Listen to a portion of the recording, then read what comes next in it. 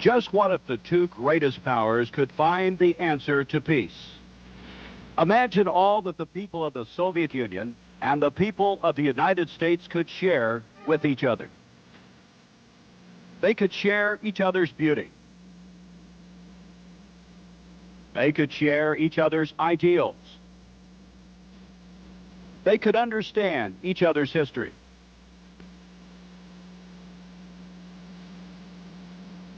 They could understand what made these nations great. In spite of their differences, sport has been one avenue which has allowed the people of the countries to learn more about each other and at the same time about themselves. Sometimes even heroes come forth. Today in Milwaukee, Wisconsin, a unique basketball event, as for the first time, a national team from the Soviet Union has made the long trip here to take on the Milwaukee Bucks of the National Basketball Association in the McDonald's Basketball Open. Today it's a historic occasion for the Milwaukee Arena. It's the first basketball game ever between an NBA team and the Soviet national team. It's a McDonald's Basketball Open, the championship game between the Milwaukee Bucks and the USSR.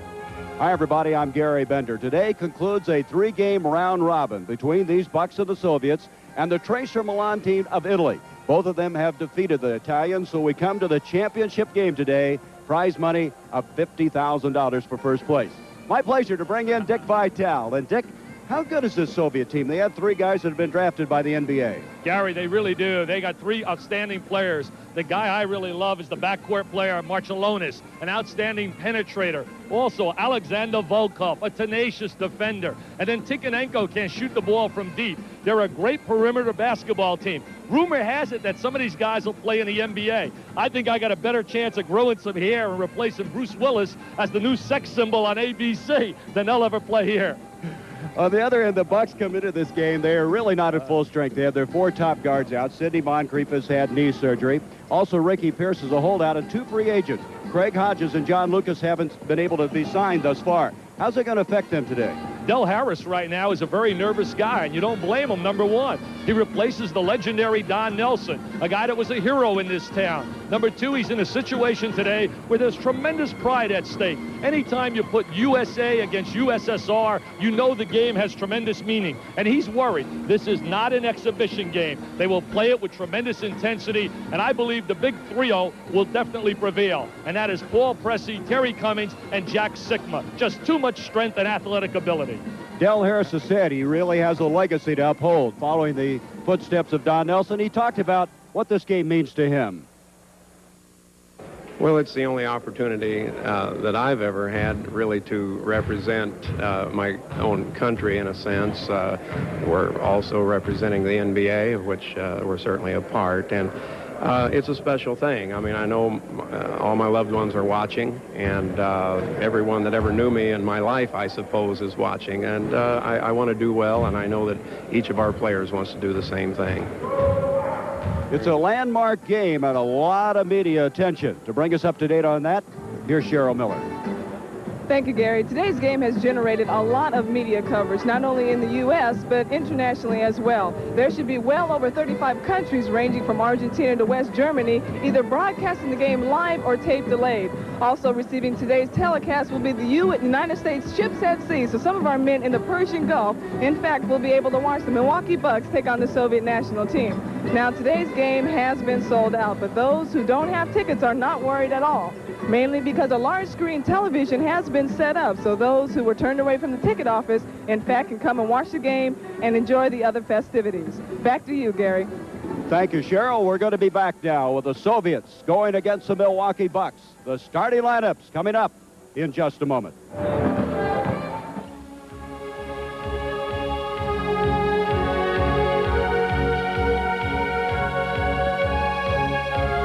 This ABC Sports exclusive is being brought to you by McDonald's.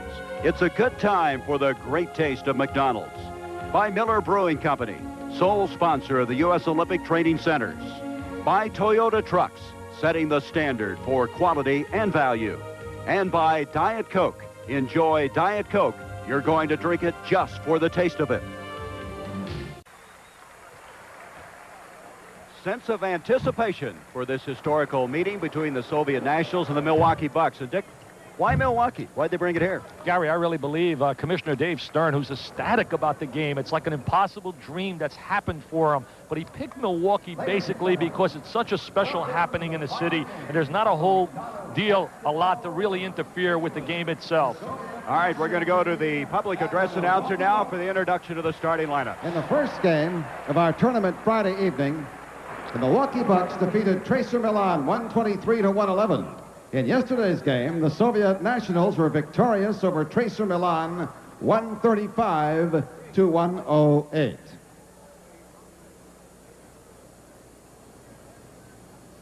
Now, ladies and gentlemen, the starting lineups for today's game. For the Soviet Nationals, at forward, 6'9", number 4, Alexander Volkov.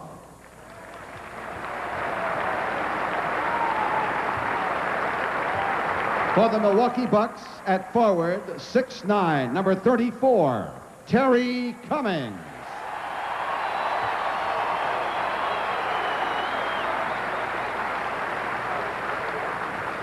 For the Soviet Nationals, at forward, 6'9", number 9, Valery Tikhonenko.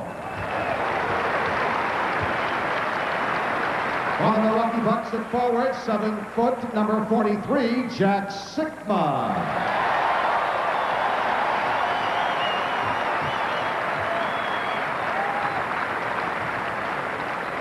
For the Soviet Nationals, at center, 6'11", number 11, Victor Pankleskin.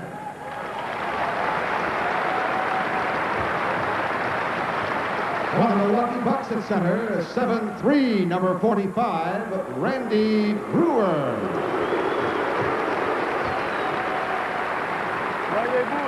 For the Soviet Nationals, at guard, 6'4", number 5, Tit Sok.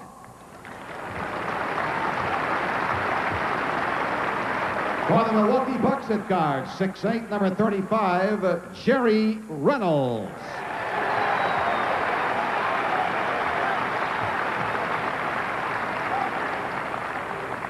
For the Soviet Nationals at guard, 6'4", number 7, Sharunas Marchulunas.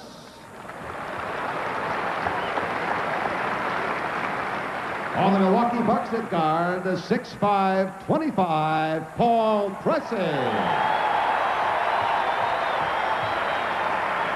The coaches for this afternoon's game, for the Soviet Nationals, Alexander Gomelsky, and for the Milwaukee Bucks, Del Harris. Assistant coaches for the Soviet Nationals, Ivan Yadeshko, trainer Vladimir Bilikov. For the Milwaukee Bucks, trainer Jeff Snedeker, assistant coaches Frank Hamblin, Mac Calvin, and Mike Dunleavy. Referees for the McDonald's Basketball Open from FIBA, Kostas Rigas of Greece, and representing the NBA, Darrell Garrettson.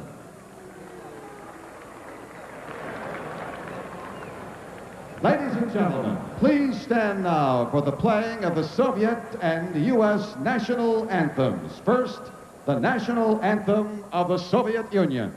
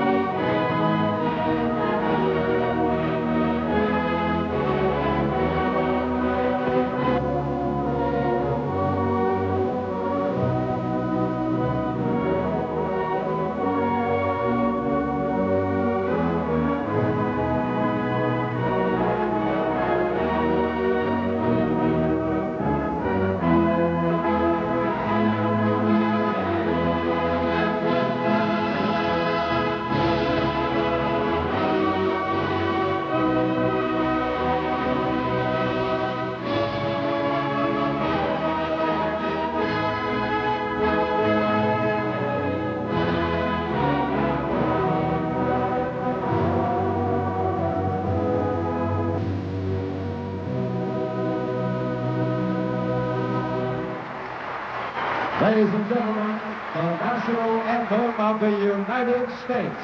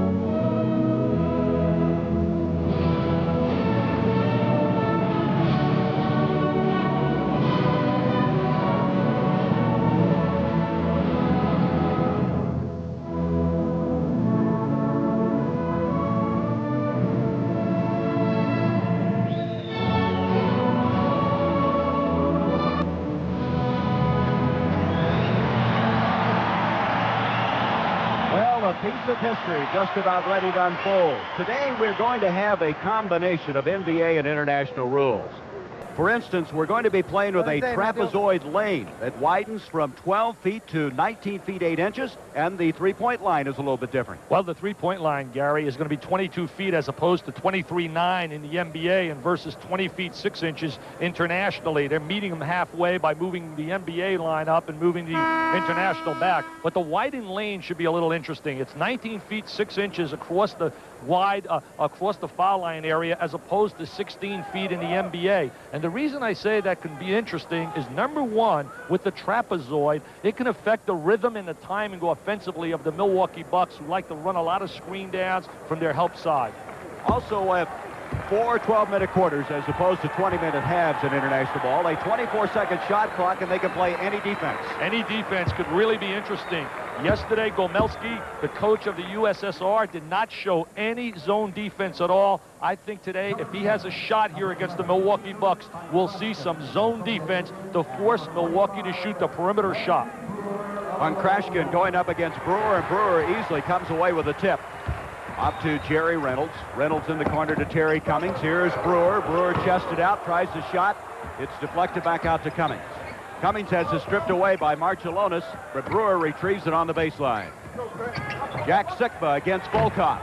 And the rebound cleared by Tikhonenko. He brings it out to Marciulionis. Keith Sock. There is Volkov, a power forward, a warrior, number 4, out to Marciulionis. Jack Sikma hooking up with Volkov, number 4, who scored 28 yesterday.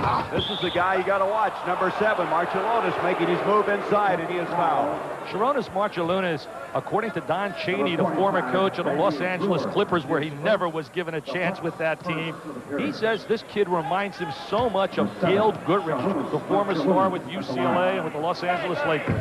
Well, he traded with the Atlanta Hawks this summer. He had a 42-point game in the summer league. Of course, Gail Goodrich was left-handed. This guy's left-handed, and they do have a lot of similar things about him. They go full court pressure right now, man-to-man. Marciulionis playing Paul Pressey. USSR by 2, Pressey on the move. Paul Pressey, who's been playing a forward a lot, now out at the guard spot for Del Harris. He's a 3-position player. He's got great versatility from out of Tulsa University. So we're even at 2. Here's Keith Sock. He's an Estonian, gets it off now to Tikhonenko. He's one of the guys drafted by the Atlanta Hawks of the NBA. Here's Krashkin, who was not expected to start, but they lost their center to injury. Volkov, and that will count, and he's fouled, and that shows you his ability to go to the hole. He's a slasher. He's a driver. We saw him yesterday against Bob McAdoo. McAdoo ended up with 41 points for Tracer Milan, but when this guy was in the game, his tenaciousness really bothered McAdoo. Nobody steps in to give any help. That's the widened lane, and there's the strong drive. He was drafted by Mike Fratello and the Hawks also. He's a Ukrainian, lives in Kiev, 6'9", a 23-year-old, and he now has given the USSR a 5-2 lead. Paul Pressey will bring it into Jack Sikma. Sikma has Volkov on him. He got a piece of him and a foul. Volkov got into foul trouble in the game against Milan. He had 4 fouls in the first 6 minutes. I don't believe, as tough as he is defensively, that he can check Jack Sikma. Sikma, with his experience, but more than that, he's got that inside pivot move where he steps away and shoots that unorthodox jump shot, and he's got great size over Volkov. Sikma would like to have a stronger performance this year, acquired last year from the Seattle Supersonics in that trade that sent Alton Lister out there, and they exchanged draft picks. In fact, the Bucks gave up 2 #1 picks for him. Lister did a great job for Seattle. In fact, Jerry Colangelo sending some news out that we're for real now in Phoenix. He threw out $3.5 million at Lister, and Lister eventually will be matched by Seattle. He's too important to that team. They were the surprise team in the NBA last year. Sikma hands them both. He cuts it to 1. Here's Teetsock off to Tinkaninko. Volkov, he'll bring it back out. The fans thinking he may have traveled on that play. Notice the defensive pressure trying to take away the stationary perimeter jump shot of the Soviet Union team. Tinkaninko can't get that, retrieves it, brings it out to Volkov. Teetsock, he'll reset it as he brings it out. He's 22 years old at 6'4". Sok is a good shooter, and so is Tikhonenko. He's a long-range three-point shooter. Out of bounds is Volkov. They tried to lob it baseline. He could not come down in the area of play, and so the Bucks will take over on the turnover. I really like Volkov, and you've got to love Sharonis Marciulionis, number 7. 5-4 the score. USSR at the lead. Here's Terry Cummings. Strong power forward. That's where the mismatch should happen, Gary. The M&Mers should be at the 2 corners with Sikma and Cummings, just too strong for the young Soviet Union forwards. And so the Bucks have the lead for the first time, 6-5. Here's Marciulionis. What an exciting left-hander this guy is. Doesn't get that one. Good rebounding that time. Positioning by Paul Pressey. Here comes the former Tulsa standout. He lost it, but it was touched by the Soviets. When you talk about the great defensive guards in the NBA, you start with Michael Cooper with the Los Angeles Lakers. Mo Cheeks is certainly outstanding. T.R. Dunn, who plays for Denver, but you have to put Paul Pressey right into the group. Here's Randy Brewer, back to Reynolds. Reynolds baseline, and he's been fouled. Jerry Reynolds may have found a new life with the Bucks. He really enjoys playing for Del Harris. He had a 31-point performance in an exhibition game earlier. Jerry Reynolds is getting a lot of PT, playing time. And Gary, anytime players get playing time, Reynolds is a cutter. He's a driver, moves well without the ball. There he is from out of LSU country. Came out of Brooklyn, New York. But, you know, I heard some people talking today, Gary. They said that Reynolds is going to step in and replace Sidney Moncrief. Heck, that's like Tiny Tim replacing Pavarotti at the Met. There's no way that can happen. Or like you growing hair, right? That foul, by the way, was on Volkov, so that's his 2nd foul already.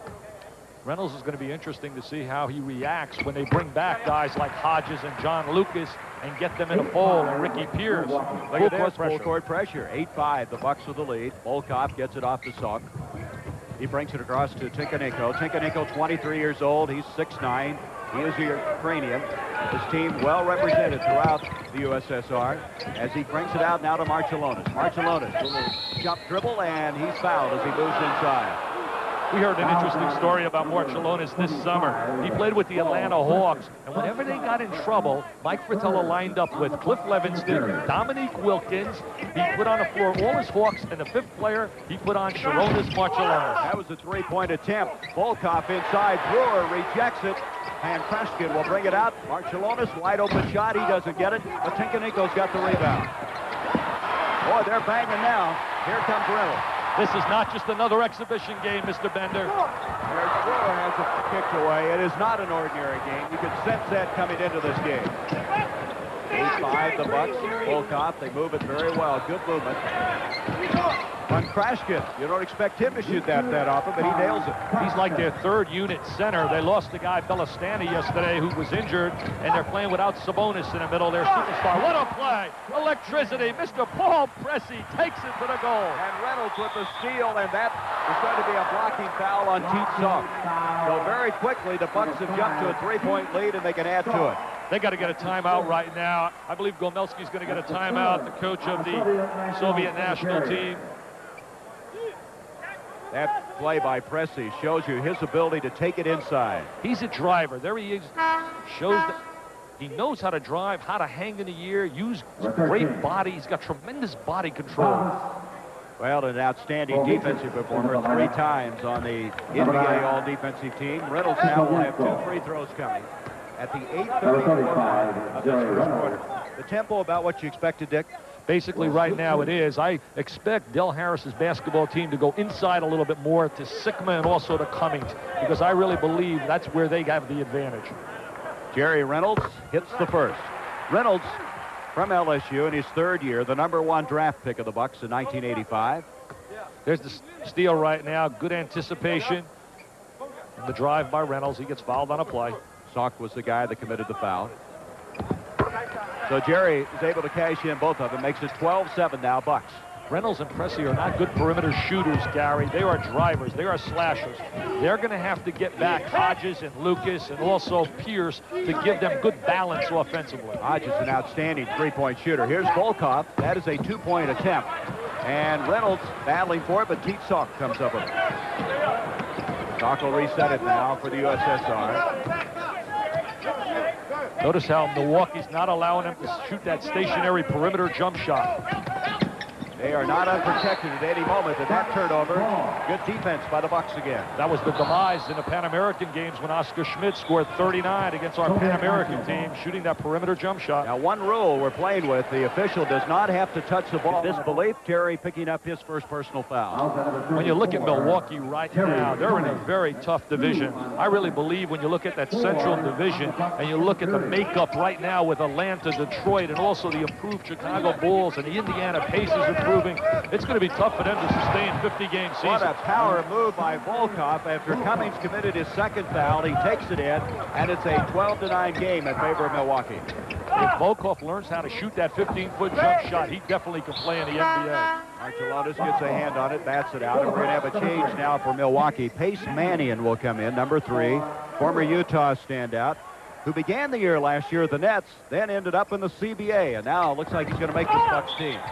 He's been America's guest, Gary. He's been all over. Played out in Golden State, played at Utah. I remember him for a great collegiate win, which you did the game when they upset UCLA back in 1984. That's right, and they upset Illinois before that. Van Kreskin that time picking up the foul. Three-point attempt, not finding the mark, and here comes Teet Salk. Volkov. Off to Marcellonis. Sickler's got to jump out on him. What a move. And Krushka can't handle the pass. So that's a tough pass for a big man. That was a great look inside, though, by Sharonis Marcellonis. There's Mannion. Pace Mannion to Cummings. The basket will count, and he's fouled. Cummings, a big, strong power scorer. In the new look this year for Milwaukee, they're trying to go big. They want to play Randy Brewer in the middle. That's a good look. Excellent look down inside, and there's the power layup and a strong move by the kid from the city of Chicago, Terry Cummings. Second foul on Punkrashkin, sending Cummings to the line. Did you see that pass by Mannion? They say he makes very few mistakes, really alert on the floor. Yeah, he really knows how to execute. He seems to have a knack for making a team, but then seems to play himself off a team at the end of the year when you check his track record. Right now, we have some problems with the clock, trying to set the clock. And obviously, we don't have, let's see, is that correct now? It is correct. It's 7:09. Gary, talking about the new look for the Milwaukee Bucks, they're going to try to go to a big team and play Brewer more inside. He didn't get any PT at all at the end of the year under Don Nelson. And they're going to play Cummings at the small forward position and Sigma at the big forward position. Now, if they had Sidney Moncrief and you put John Lucas back there and bring Pierce off the bench, that is one tough basketball team. The USSR now has 5 team fouls, so already they're in the penalty. 15-9 now. The Bucks with the lead. Teet Salk inside, and that basket's going to count, and he's fouled. He's an improved player. They say he has really improved his game.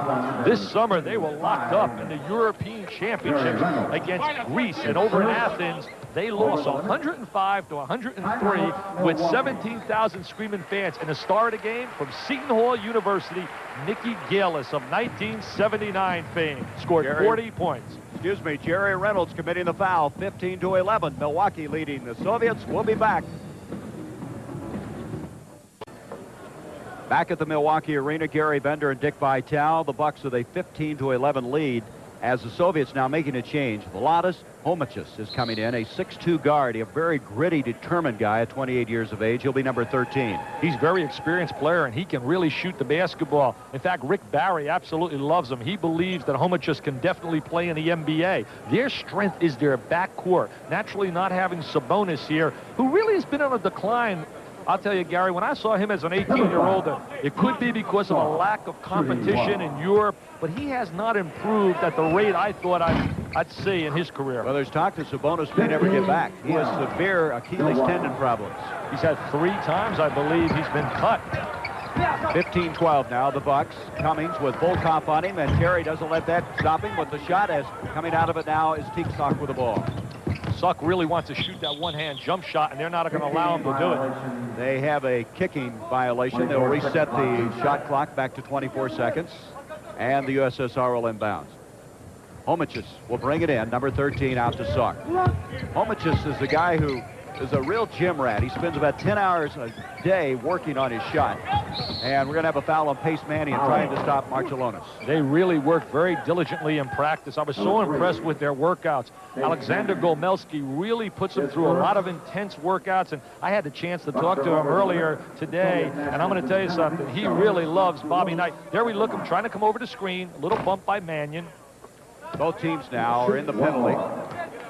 Marcellonis, second shot, and he cuts it to 1. 15-14, the Bucks. KCRG TV9, Cedar Rapids, Waterloo.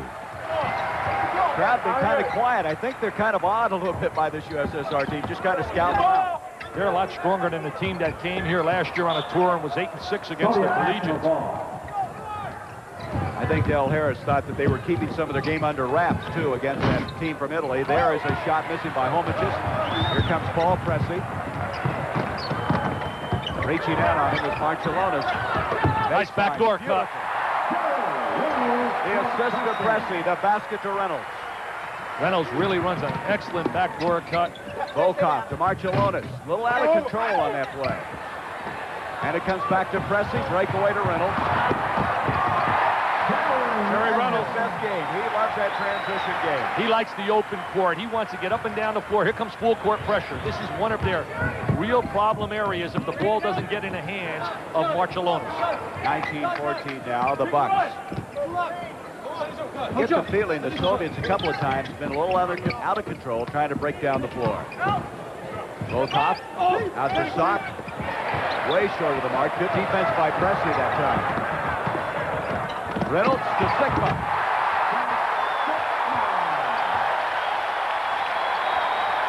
Jack Sigma in the secondary phase of the running game, the trailer. Pretty impressive break down the floor. One by Reynolds, one by Sigma. It brings the crowd to their feet. 21-14. The Bucks with the lead with 5:07.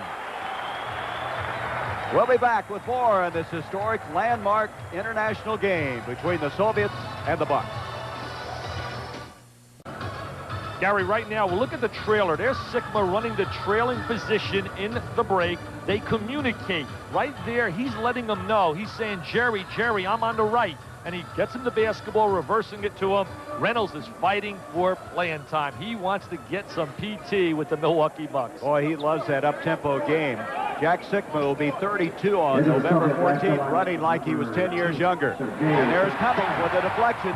21-14, the Bucks. Reynolds again, and he's fouled. Fouled by Homicius, who tried to go up. Homicius is not near as big as Reynolds, and he came away on the short end of that one. Defensive pressure is really bothering the Soviet national team. And right now, they're holding them to 29% shooting, 4 for 14. And that's one of the great strengths of Milwaukee. There's the drive. He takes it to the goal exceptionally hard. In his first 2 exhibition games, Jerry Reynolds went to the line 29 times because he's a driving, slashing player. He has 8 points. He's 4 of 4 from the line, and he misses that one. Homicius is only 6'2". You got to remember, Reynolds is at 6'8". That's a pretty tall guy to try to stop on that kind of play. Also, Gary, during the Don Nelson era when he was here, Milwaukee consistently would shut teams down and allow them to shoot one of the lowest field goal percentages in the NBA. They really prided themselves with great team defense. 5 minutes to go in the first quarter. 22-14 in favor of the Milwaukee Bucks. Substitution now in the ball game. Vladis Valters, number 10, is now checked in at one of the guard spots. So he and Homicius, this guy at the guard spots, and Homicius hits it. Homicius is a gutty performer. He's got great touch, gets into the lane, good balance when he shoots the little jumper. Terry Cummings posting up. They can't stop him inside on that post-up move. Look at that big body. He's got one more year, and then he's a free agent. I'd like to represent him, Gary. You probably will. He's almost making as much as you. 7 points now for Terry Cummings. Barcelona's just not finding any alley in there. He's going to try one from the side. Not hitting. Sigma, good effort inside, comes away with it. Barcelona's had never been guarded by someone of the capability of Paul pressing. The Bucks' quickness, open court ability, really have a good look. Just too strong across the front, Gary. As I said on the top of the show, Sigma and Cummings are just really too talented for their front court. Bucks playing extremely well.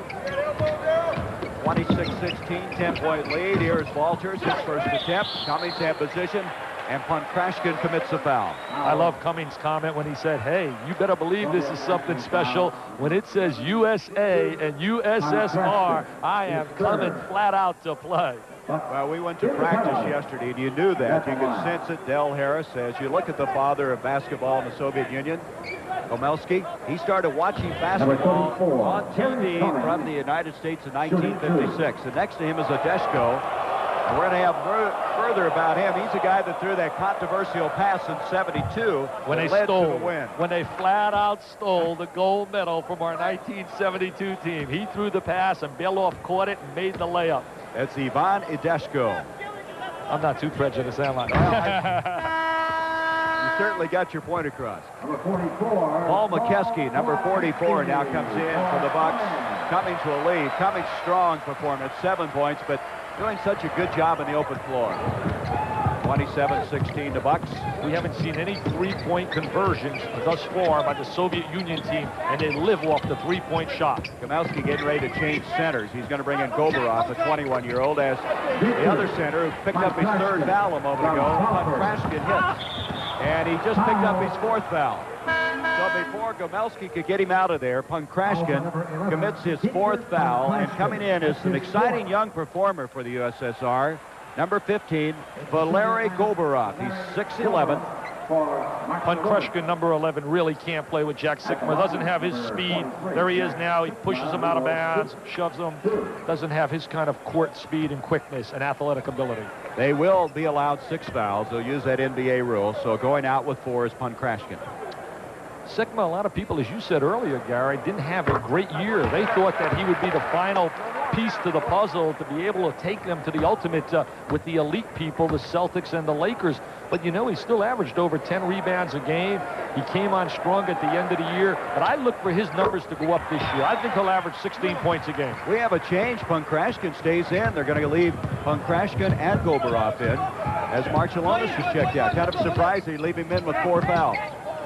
Walters outside. He did that yesterday also with Volkov. I was really surprised when he picked up 4 against McAdoo. Gary Reynolds, this is his day right now. Kick back out. Homicus. Off to Walters. Sigma's back. Has to change his shot for Jack, but he got it. Walters made a great pass yesterday. Little head fake right there freed him for that jump shot. He's a good player. They got excellent perimeter players with Marcellonis. Oh, they go to the zone. They go to the zone. And, of course, the problem here is you only have 24 seconds to attack it, and that has to hurry things up a bit. Here's Pressey, baseline, spin move. 6 seconds on the shot clock, and Reynolds goes in the interior, and he's been fouled. When you think about the zone defense, as you just mentioned, with the 24-second clock, it's very difficult. As we look at Belastani, he got hurt yesterday. Their 7-foot center. It was very doubtful that he can play today, even though he warmed up and looked kind of impressive during the warm-up. I didn't think he'd even warm up after seeing him yesterday. Anyway, Volkov has come back in for the USSR.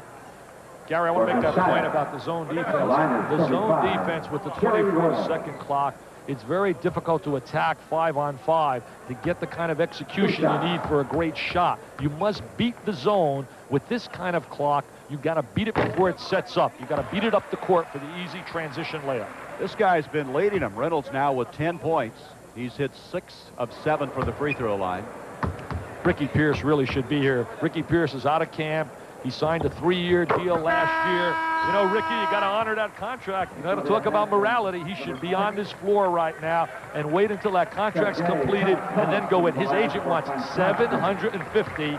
He signs for $250 last year. Question, Gary, if he had a bad year, would he run in and say, hey, I'm going to give you back $150? What do you think?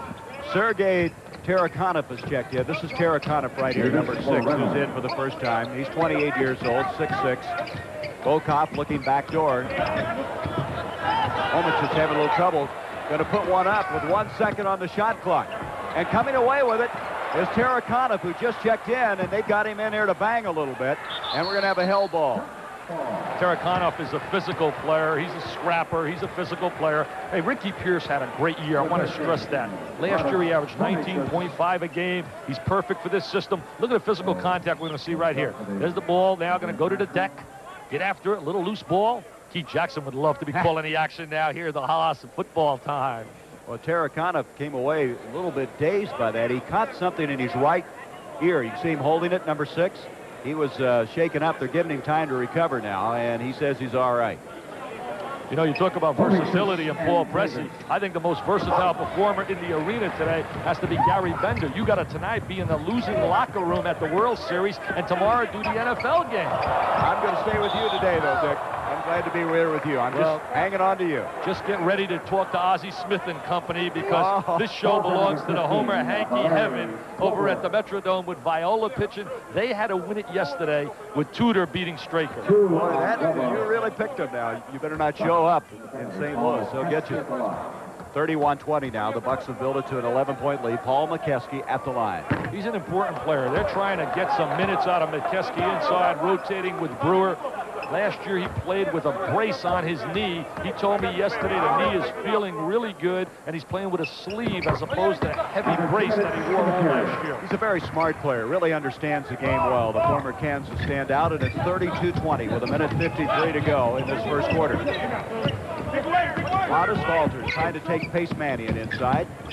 Brings it out now to Terraconov. Terraconov a little indecisive, and he loses it. Mannion, Pressey. Little slam, jam, bam. A little music up on top by PP, Paul Pressey. Biggest lead of the game now for the Bucks. I love Pressey. Don Nelson got a steal when he drafted him. That was an impressive move by the 20-year-old Goberoff. He's the guy that they hope somewhere down the line might make him forget about Sabonis, but he's a little bit mechanical, Dick. He doesn't have that great natural fluid ability. He really is going to benefit a great deal from their tour playing against the college teams here that starts in about a week or so, and I think that's going to help him tremendously. They're zoning. Double team on Brewer. Brewer tries to follow. Goberoff had a hand on it. Homich just kicks it off now to Terraconov. Terraconov somehow comes up and gets it through. I thought there was a walk-in violation. I thought they missed that play right there. Darrell Garrison along the baseline, one of the better officials in the NBA. Some say the best. Well, he's a supervisor of officials. He knows something about this game. 34-29. Brewer, very awkward-looking shot. Out it comes to Homich's. Terraconov, they're making a little run right now, and it comes back out. Walters, three-pointer. That's what they love to do, shoot that stationary jump shot. McKeskey brings it down. 30 seconds to go in this first quarter. There's Brewer.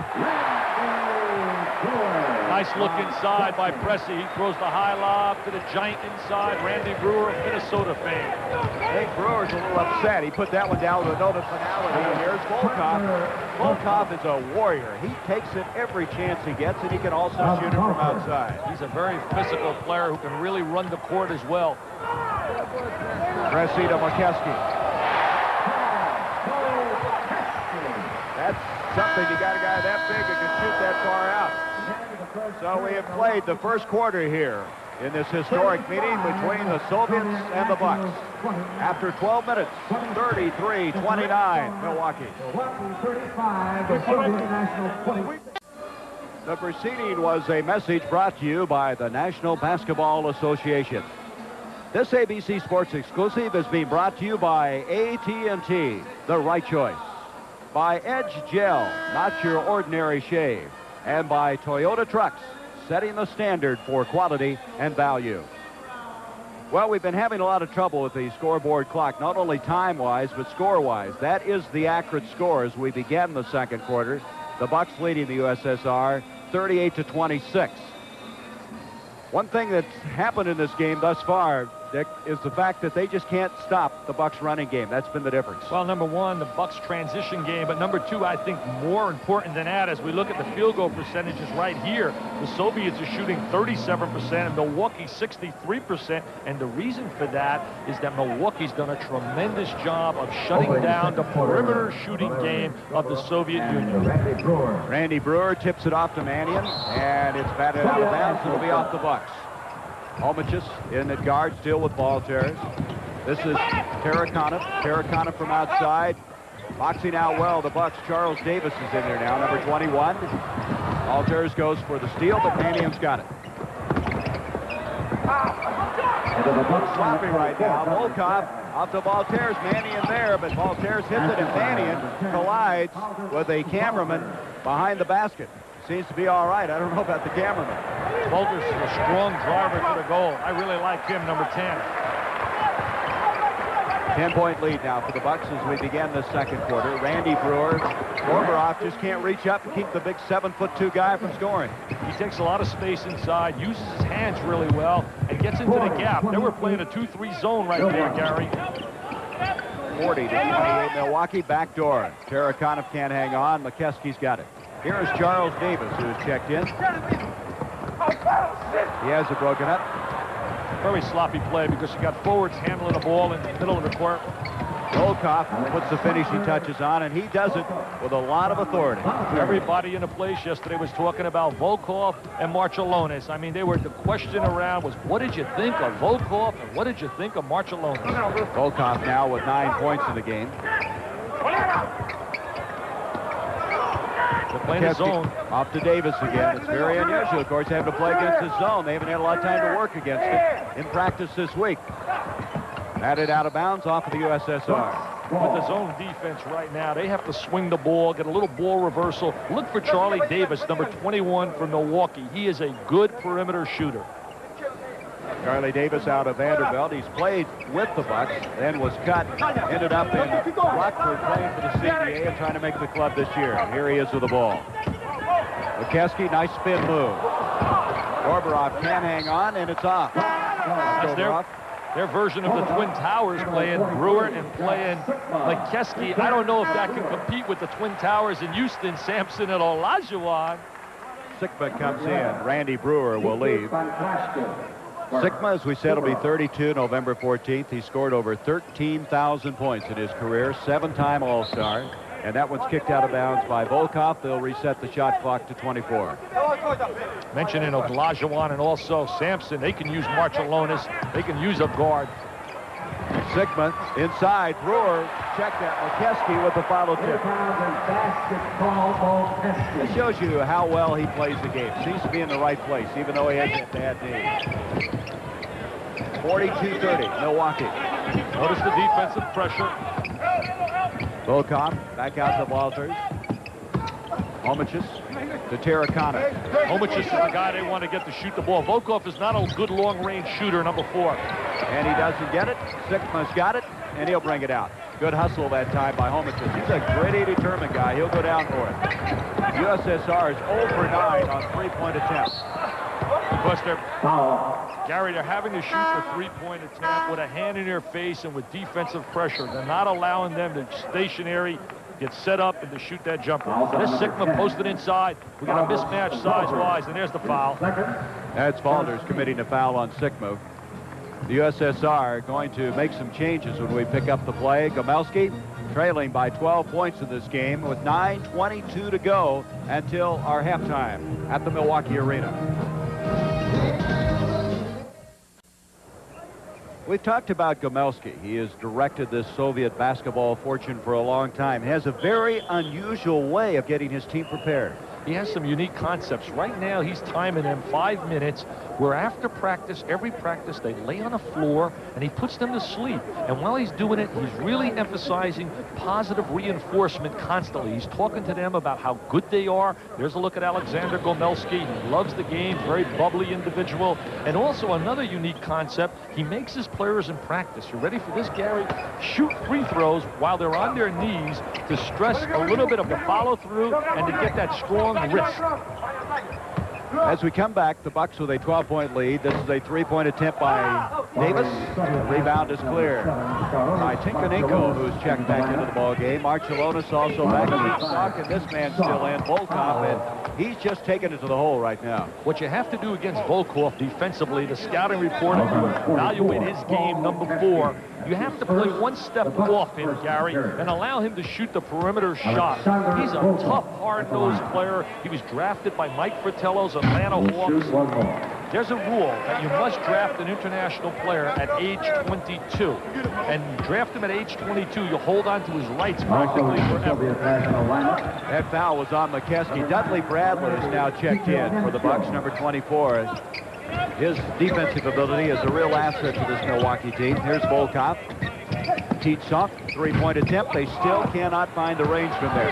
Tinkanenko horses it back up. McKeskey bats it out of bounds. What they've done is a great job shutting down Tinkanenko. He shoots the three-point shot like it's a layup, and he has not had one opportunity yet to shoot the three-point shot. Number 9, Tinkanenko. He's supposed to be Sabonis's best friend. He's 23 years old in the Red Army team.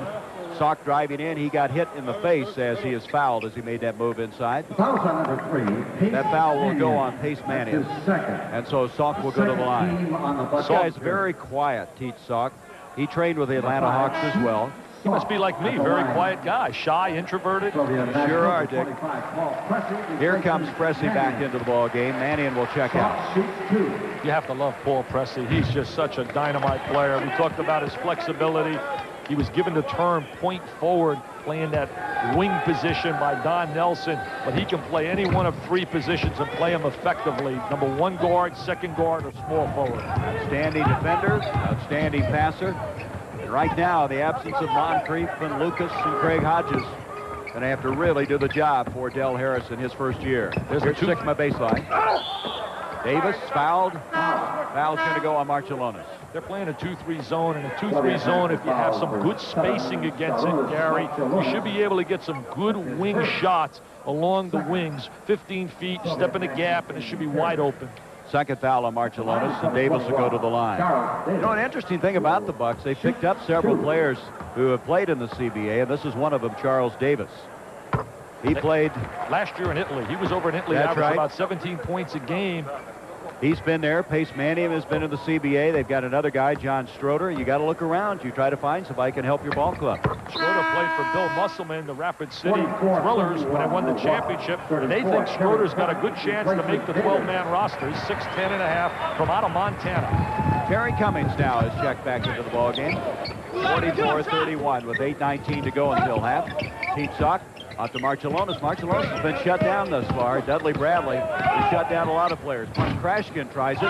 Volkov keeps it alive. Bradley's a defensive specialist. He's rising to the challenge of wanting to guard Marcellonis right now.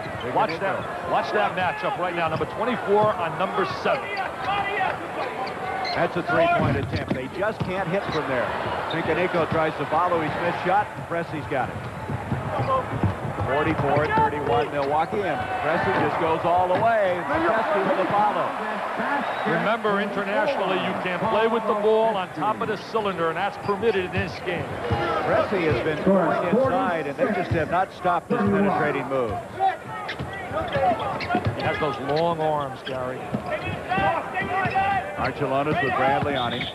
And we have a blocking foul on Dudley Bradley. And now the man we were talking about a moment ago, John Schroeder, who played collegiately in Montana. He is number 54 with the Rapid City Thrillers. They captured the CBA championship last year. That's about the 3rd in a row for Bill Musselman, who's done a great job in his CBA, the former coach for Ted Stepien and the Cleveland Cavaliers. What a name in NBA history, Ted Stepien.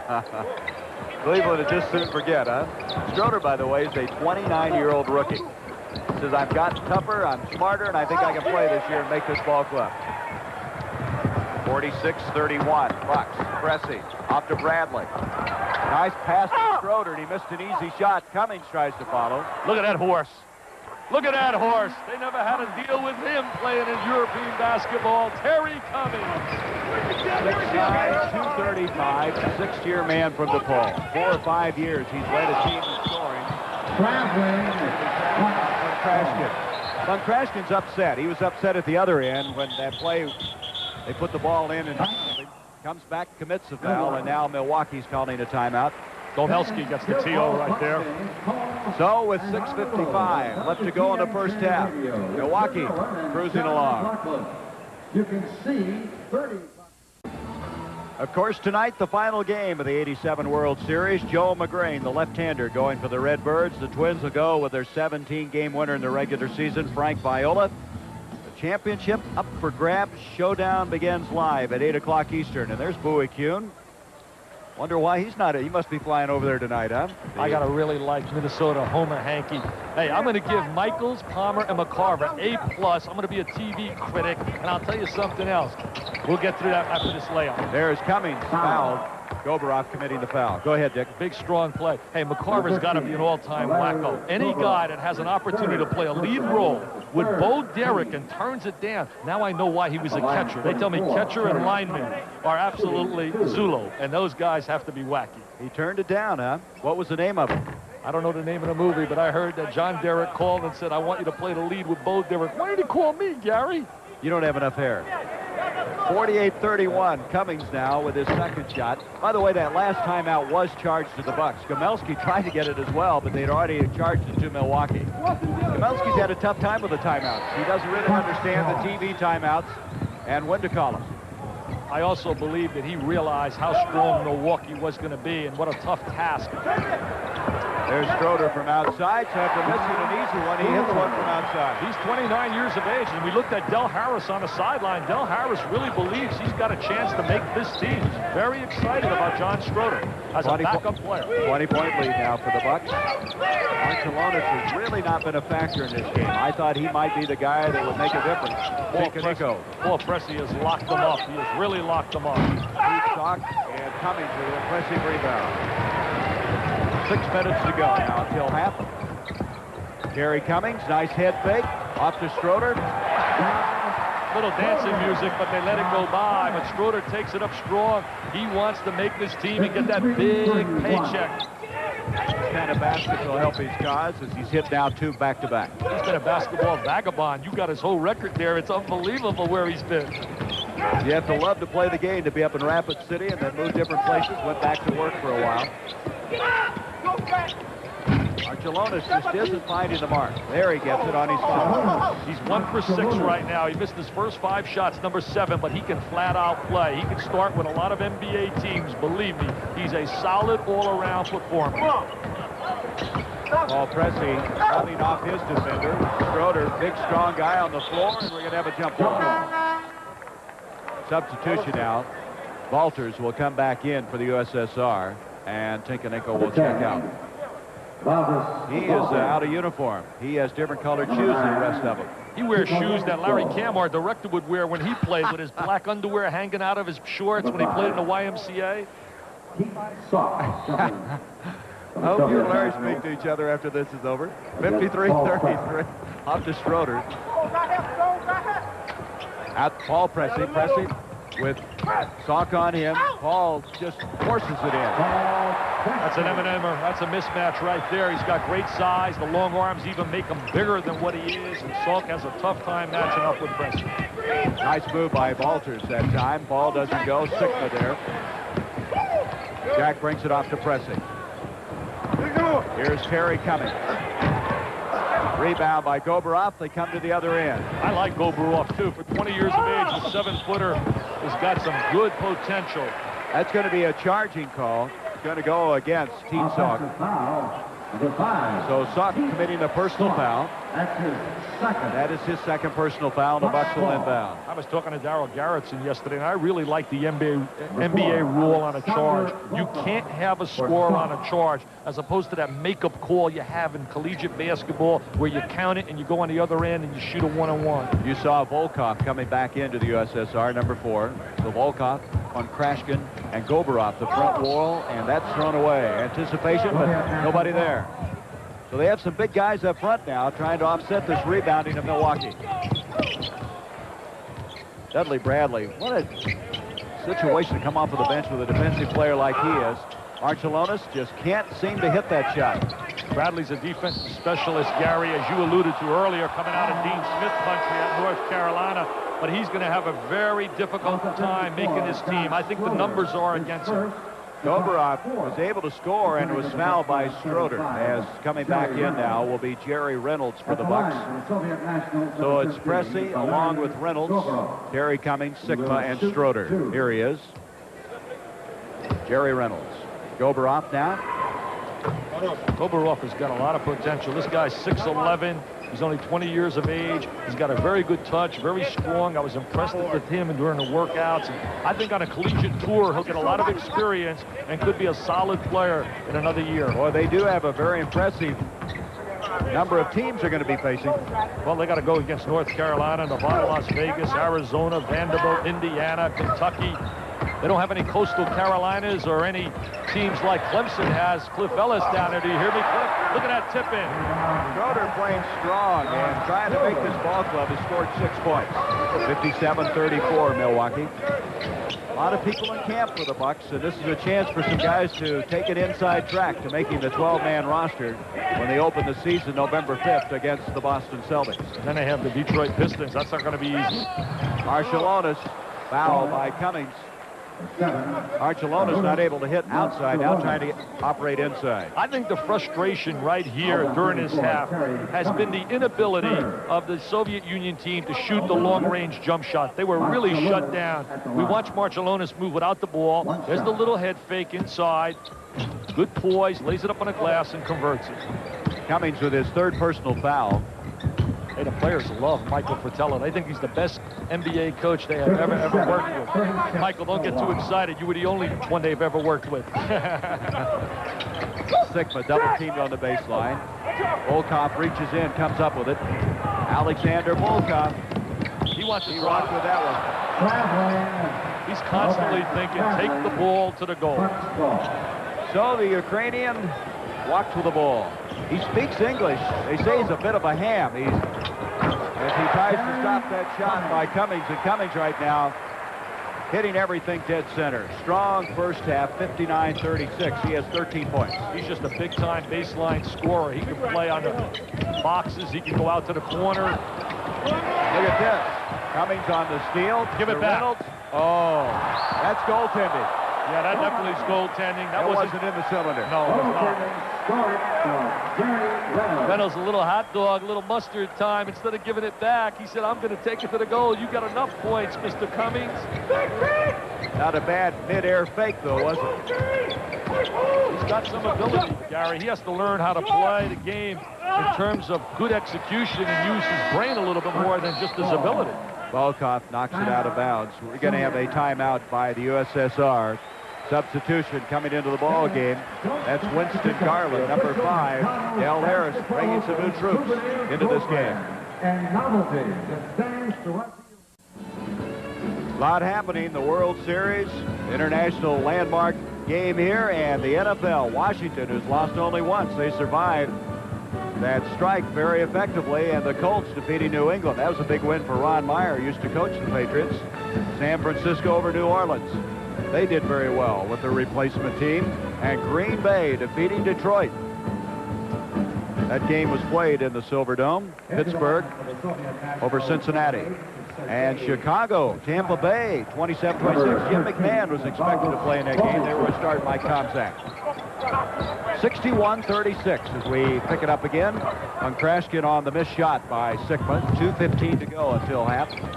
This is Holmgren back in the ball game. The Soviet Union's an outstanding running basketball team. They use the air pass exceptionally well in running the ball up the court. But Milwaukee's done a great job in defensive transition and taking away the running game. Boy, Volkov was kind of mugged on that one, wasn't he? Out it comes to Pressey. Suspended in midair. Krashkin did a good job defensively. It's off of him.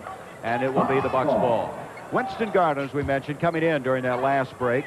He's a rookie out of Southwest Missouri State, and he's on the edge trying to make this club. He told us yesterday one of his great thrills was beating Clemson in the NCAA, and then he lost the heartbreaker to your alma mater, Kansas. Count the goal, continuation in the NBA. Shows the strength of Jack Sikma. 7 foot, 250, able to horse that one in. The guy that committed the foul was Walters. Little screen and roll. A little screen and roll right there, Gary, and he demonstrates the great strength you just talked about and takes it up and scores. One free throw coming now for Sikma. He's called the Blonde Angel in Italy. He couldn't believe it. Today, Dino Menigan, their superstar, the best player voted in European history, said he calls him the blonde angel. His son idolizes Jack Sickman. Of course, this game being broadcast back by the Italians. And there is a foul. Coming in now in this game is going to be Sergei Tarakanov, number 6. And going out will be Volkov. There's Tarakanov. Dino Menigan is 37 years of age, plays for that Tresa Milan team with Bob McAdoo. He's played in 4 Olympics, almost like, I guess, very similar to Al Order, just as a legend out in Italy. And he said, unfortunately, he wasn't in great physical condition to demonstrate his ability here this weekend. There's the numbers on Jack Sickman.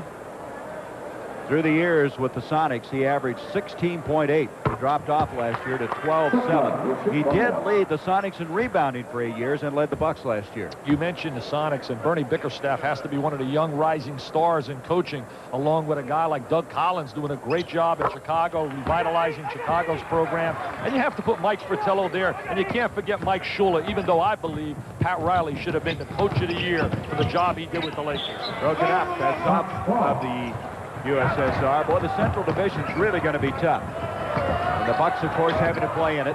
Here is Sickman inside. Foul and tip. Schroeder again. Schroeder is really doing a fine job. Well, he's playing more than just for international pride right now. He's playing for a paycheck, baby. That's 8 points for the 29-year-old rookie. He and Punkrashkin kind of pushing each other on the baseline area. Just outside a minute, as you can see, left to go in the first half. Gary, as I said on top of the show, I felt they would shut down their perimeter shooting, and also their strength inside with Sigma and with Cummings would just be too much for this young Soviet national team. There's some fine defensive work. The shot clock expiring, and the Bucks get it. Sigma, little change with the left hand, doesn't go, and now Punkrashkin with a rebound.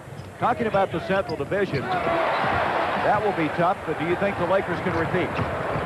Oh, what a nice look. It was the 45-degree angle. I'll get to your question, Gary. I'm not trying to dodge it. But I definitely feel Pat Riley's team can repeat because of the Magic Man, Kareem, and James Worthy. They're hungry players. They're not guys that are going to have that individual ego affect them and jealousy, etc., which happens a lot of times after a team wins a championship. They want the big bucks, and they're not hungry. Magic is hungry, and I definitely feel they'll repeat. Schroeder not able to get that one to go. 67-36, and we're going to have a traveling call, and Lomaches. 20 seconds left in the first half. We haven't seen Kortanitis at all. He seems to have fallen into the doghouse. He didn't play a lot of minutes yesterday, and they said he was one of the better guards in Soviet national basketball. Well, Remus Kortanitis has fallen, as they say, out of favor. And I worked on that name all day in front of my mirror. I know you were proud of me yesterday in the lobby. I kept mumbling all these names all day long. I'm doing pretty good with those names. Not bad, not bad. I was going to let you handle the Soviet team, and I was going to handle the Milwaukee Bucks. Let me tell you something. I don't think anybody knows if you pronounced them wrong. Anyway, here's Sitka with 3 seconds left in the first half. So the first half is over. Very impressive performance by the Bucks. The USSR not able to shoot well outside, not able to rebound inside, and it's 67-36. The Bucks have a halfway point lead. The Milwaukee Bucks with a 67-36 lead over the USSR in this landmark game in international basketball. The only time the United States lost to the Soviets was in 1972 in Munich. It was a very controversial loss, and it ended a streak of 62 consecutive wins in Olympic play. We're going to go back now and recapture what has been a very, very long day. It was purely political injection and incompetence and those kinds of things that led for us to lose that game. I mean, we, by all standards, should have won the game. And it's hard to go down in history sort of as a footnote. It was a historic moment, not because the United States lost an Olympic game, because of the way it was lost. Bobby Jones was in that starting lineup. Look back on that last game is the fact that we played very well, played very hard. We were losing most of the game, and we came back and, in my mind, we won the game one time and lost it. We won it twice and lost it one time. But the Russians recover, now intercepted. 5 seconds, 4 seconds. When Doug Collins was fouled, the stage was set for that unbelievable ending. Collins' free throws gave the U.S. a 1-point lead with just 3 seconds left. As the Soviets impounded the ball, the referee stopped play. The Soviet coach had called timeout when Collins was on the line. They got a second chance. So we'll have to speculate that it's all over.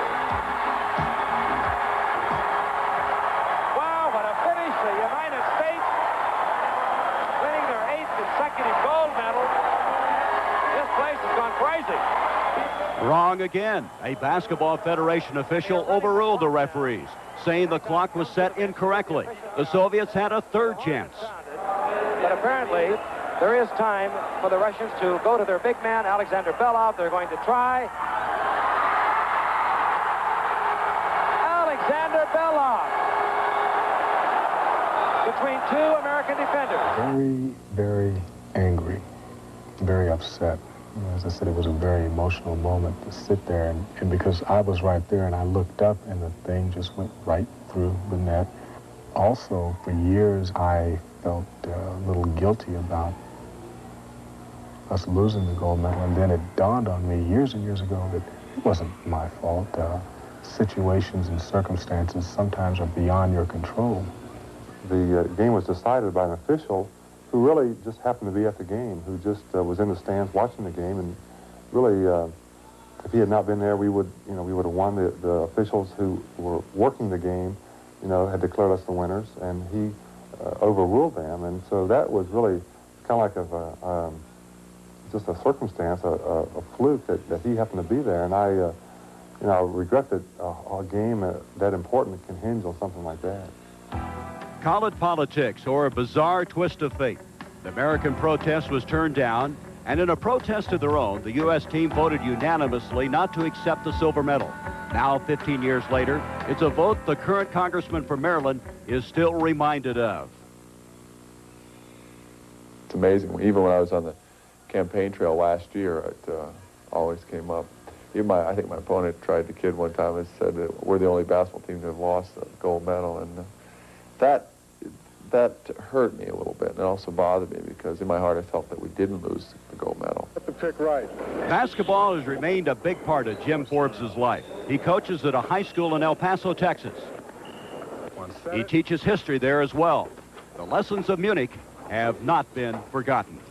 I explained that to my students. I said, look, things don't always turn out the way you'd like them, and you have to use adversity to your advantage. And I try and tell them that's what I think I've done, and you still overcome. You try to overcome it all your life. Munich was catastrophic, tumultuous, whatever word you want to describe. To see this happen to us brought it home in a very real sense, and baffles me that this occurred in the Olympics.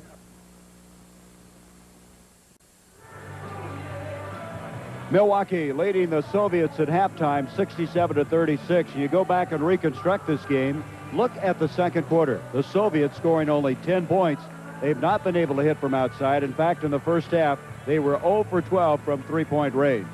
With us now, the commissioner of the NBA, David Stern. And David, this project has been, 2 years in the making to get the Soviets together with an NBA team? That is correct. Initially, Boris Stankovic, the Secretary General of FIBA, proposed it about 2 years ago, but it took some delicate discussions with the Italians and with the Soviets, and we're very happy to see it happen. What's the future? I've heard there might be rotating sites, and we may annually have this. Well, Coach Gomelski, that was before the game today, made a very strong pitch for this to be held in Moscow, but the Italian teams would like to see it in either Milan or Rome, and we said let's wait and see how we do after the first one before we decide. You know, this is really great for international basketball. It's really bringing together some people, isn't it? Our players are a little bit too good right now, but it is great. It is terrific, and there's a whole other basketball world out there. There are 200 million people playing basketball.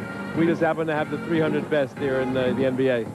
Commissioner, there's some talk that the players from the NBA might be eligible and play in the Olympics in 1992. Your feelings about that? Well, I think it's going to happen. I think that there's a special Congress scheduled in 1989 that will probably vote on it.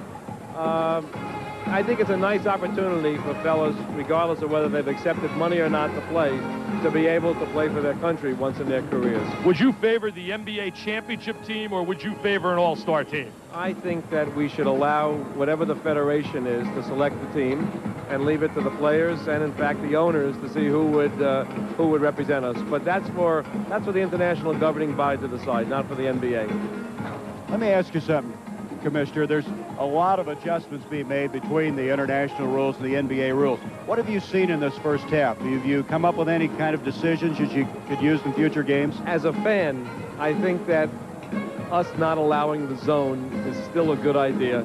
I think that our three-point line is pretty good. We have plenty of players who can shoot 40% from it.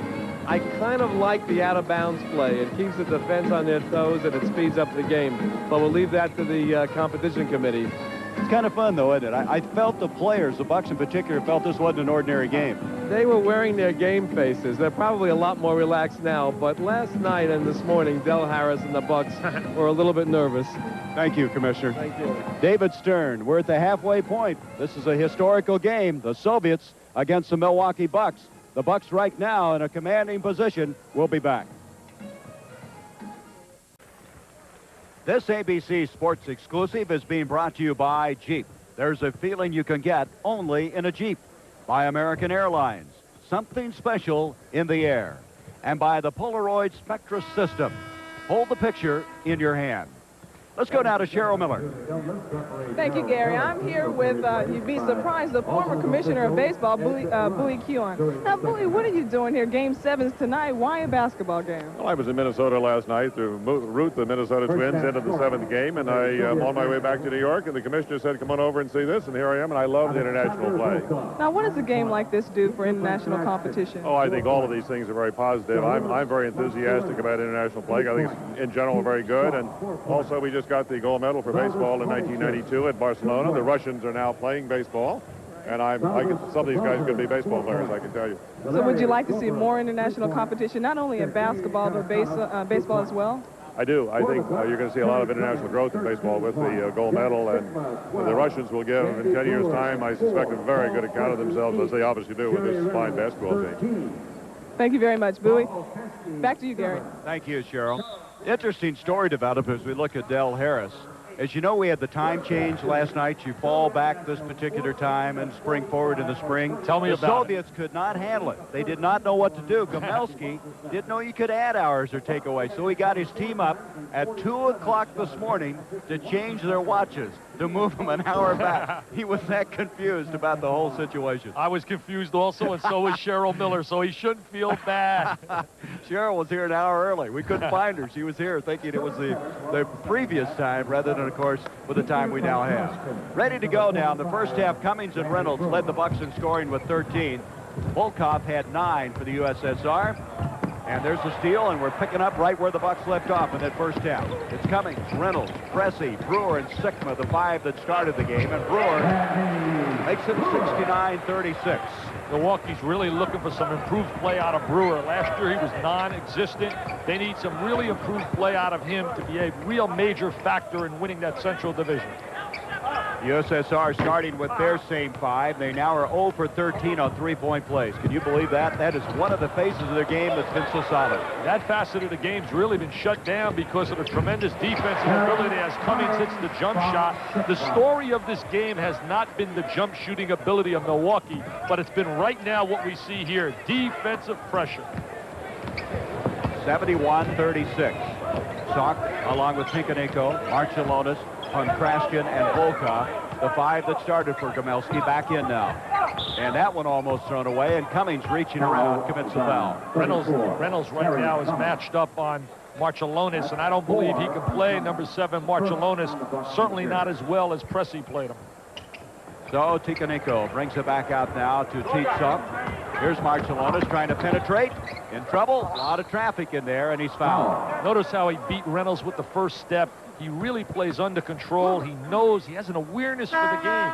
As I was talking to Dave Gavitt earlier this week and preparing for this game, David coached the 1980 Olympic squad that never got a chance to compete in the Olympics, and he talked about Marciulionis and about the fact that he has creative ability. He has that innovative shake and bake kind of ability as opposed to being very erect like a lot of international players are who play up and down. Boy, his shooting has deserted him, though. Sikma committing the foul is second. Marciulionis, as we mentioned, not able to hit outside and missing a free throw here, but he gets this one.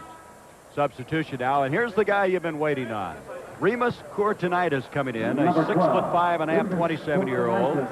That's the name you worked on all week. You ready to try it? Courtenitis is an absolutely long-range shooter. He's a fierce competitor. He's played for about a decade together in the backcourt also with, as we watch the move inside. There is Reynolds, and we're going to have a loose ball foul. It's going to go against. They're going to give it to Jack Sikma. That'll be his foul as he's picked up now his third personal foul. Courtenitis and Homichis really have played together for about 10 years. They really know each other exceptionally well. Here is Tinkanenko, who's been very quiet in this game, and that's a nice rejection by Brewer. Volkov tries to put it in, and it kicks back outside to Titsong. Volkov inside, always trying to penetrate inside. Rebound cleared by Pressey. Pressey back to Brewer. That's a tough play. The trailer. Brewer trying to halt and get that shot underway. Reynolds has it blocked, but Pankrashkin has committed the foul. Milwaukee has too many active bodies right now, Gary. Too many quick athletes. They're a little bit stronger. You know, you look at a matchup like this, and it's a blowout right now, score-wise, and you probably sit there and you say, what would the Soviet team learn from an outing of this nature? Number one, I think they have to improve a little bit more in terms of their offensive ball movement. They have to be able to get better shot selection, especially against a team that's going to apply the kind of pressure. One ingredient, that team will never quit. You can guarantee that. Terry Cummings, you just saw a moment ago coming into the ball game. We're talking about Tinkanenko. He hasn't even scored in this ball game, which is very unusual. Shows you the difficulty he's had. Well, he's a stationary jump shooter as well, and if he doesn't move well, the other facet of the game that I think they have to work a great deal on, screening and moving without the ball as opposed to just stationary basketball. See, there's what they like to play. That's their game. That's Terry Cummings, who just came in and hit it. And here is Cummings, and he converts at the other end. Is that impressive? Can you imagine a forward combination in college? Mark McGuire, the big horse, the wide body from down at Dallas, and Terry Cummings. Coached by one of the fine gentlemen of all time, Ray Meyer. There's the shot rebounded by Sikma. Pankrashkin having a tough time keeping up with Sikma as they convert from end to end. And it goes to Brewer. He got there late defensively, and Brewer took advantage of it. Good unselfish play. Brewer gets the score, but it was the good entry inside that made the score happen. You mentioned Ray Meyer, certainly one of the all-time super individuals in a game of basketball. Here's Volkov, double team. Terry Cummings, who hit one earlier, tries to follow, and Pankrashkin surprises you once in a while. Pankrashkin, I think, surprised himself, Victor, right there. Cummings. That basket would have counted had it gone, but he's fouled. Right now, he looks like he's on a mission out there, doesn't he? He plays very hard. I love the way his body, I mean, look at the shoulders. As we look right now, some substitutions. Pankrashkin going to the sideline. Certainly not really able to play at this level on the interior. Well, they're missing, as we talked about earlier, 7-footer Alexander Belastani. So now Goberov comes in, who's really their third pivot. 20 years of age, he's had to play more due to the injury to Belastani. In talking to Bill Wall, the executive director of the Amateur Basketball Association of the USA, as we look at Belastani sitting there in his warm-up suit. Certainly couldn't get any PT playing time today. He got hurt in about the first 2 minutes of the game the other night. But talking to Bill Wall, he feels this club's a little stronger than last year's team that came here and toured the United States because of a depth factor. They have 12 players, and last year they only had 8. So I'm telling you one thing, those kids on a collegiate level better lock it up and better really come to play when you're talking Kentucky, Indiana, because this score here can be misleading. We're talking NBA players. 79-41, Courtenitis now coming up the floor. 19 points now for Terry Cummings in this game. He had 18 against that team from Milan. For the Soviet Nationals, number 14, Alexander Ohutnikov. Now we have a man who's been added to our roster. All those pronunciations we worked on, and they snuck one in on us, number 14. Yeah, I'll call him number 14. You handle the name. Ohutnikov is his name, Alexander Ohutnikov, and they shouldn't have done this to us. We have worked hard all week, and they slipped a new guy from the Soviet Union in, and that's Gorbarov having it rejected by Sikma. After the injured of Belisani. Oh, little dancing time, showtime. He loves that. Jerry Reynolds has got a lot of flair, a lot of charisma to his game.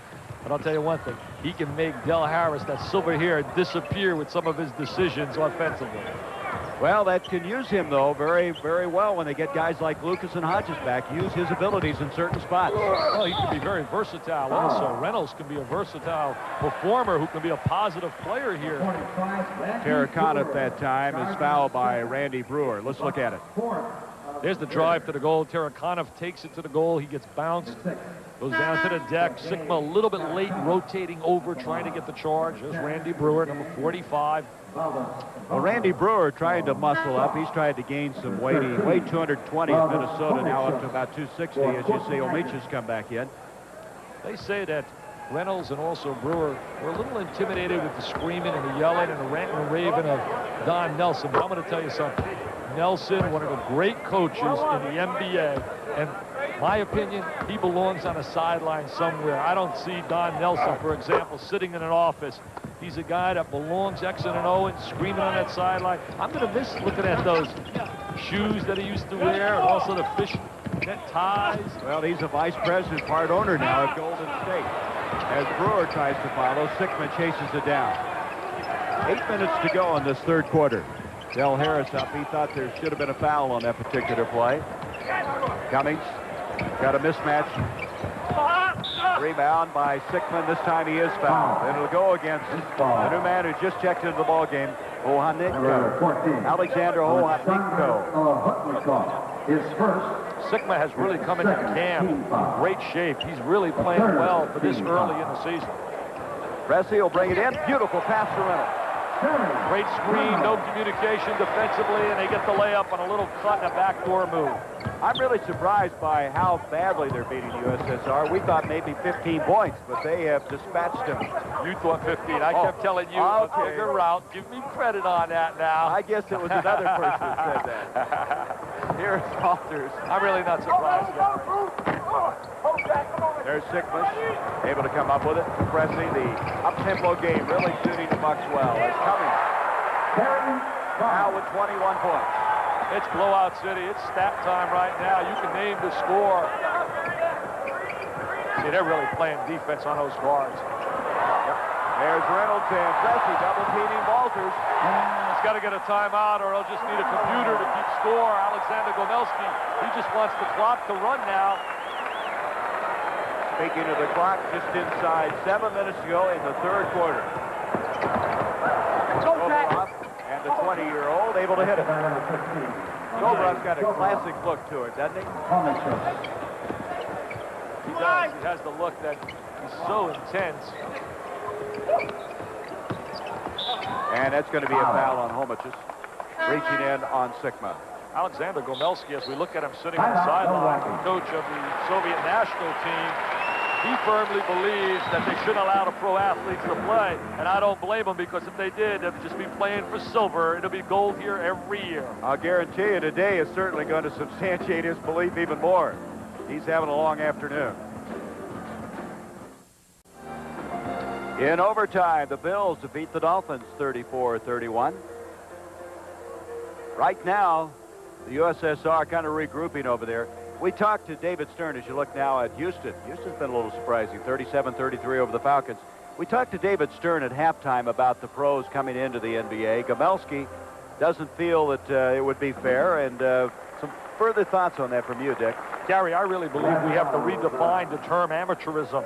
I'm a traditionalist and would like to see the purest view the way he talked about in terms of having all amateurs play. But when an Oscar Schmidt gets 39 against the United States in the Pan American Games, and he plays for $250,000 a year in Italy, then I say we have to redefine amateurism, and if we have pros playing, guys that are paid, then the United States should be allowed to use the Magic Johnsons, the Isaiah Thomases, and the Michael Jordans of the basketball world. And I know Bill Wall is totally opposed to that, the executive director of the ABA USA, because he doesn't want the kind of humiliation and embarrassment that we're seeing out here today. But I think we got to redefine amateurism. There's Presley bringing it back out. They'll reset it. Of course, this USSR team lost in the World Games to the United States Collegians. That was in Madrid, Spain. They lost 87-85. That was a very close game. Lute Olson did a great job, but a better job was even done by David Robinson on Sabonis, and little Tyrone Muggsy Bogues played well, and so did Kenny Smith.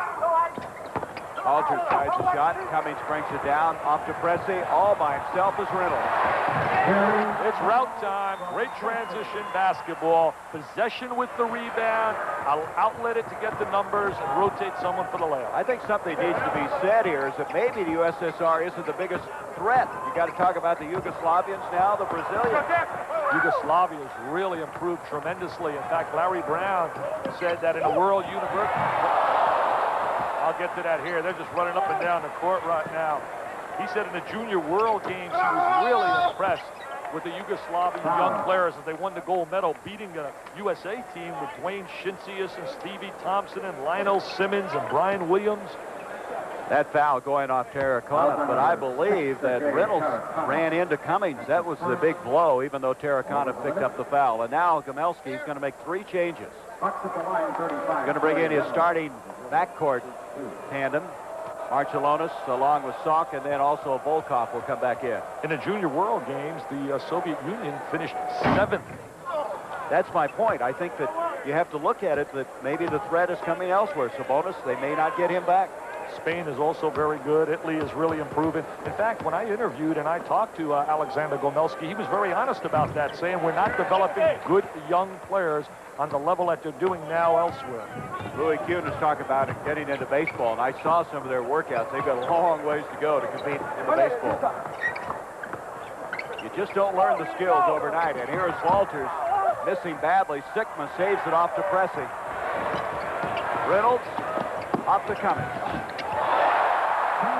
Reynolds trying to finalize the play. The one question mark the coaches have about Jerry Reynolds is if he can finalize. Omich is able to hit that one, and that was a 3-pointer. They're finally able to find the range. Here is Sickma. It's playground basketball now. Just run up and down the floor. Homich just shot that stationary jumper at number 13. He's a good long-range shooter. This continues. We may have an international incident. Right now, the USSR, seeing why the Milwaukee Bucks through the years have been such a solid franchise. They've had 7 consecutive 50-plus win seasons. Here's Randy Brewer. Randy Brewer inside with the big hook shot. Not the sky hook, a la Kareem Abdul-Jabbar. The Bucks have been in the playoffs 8 straight years. Second best record of basketball, only to the Celtics.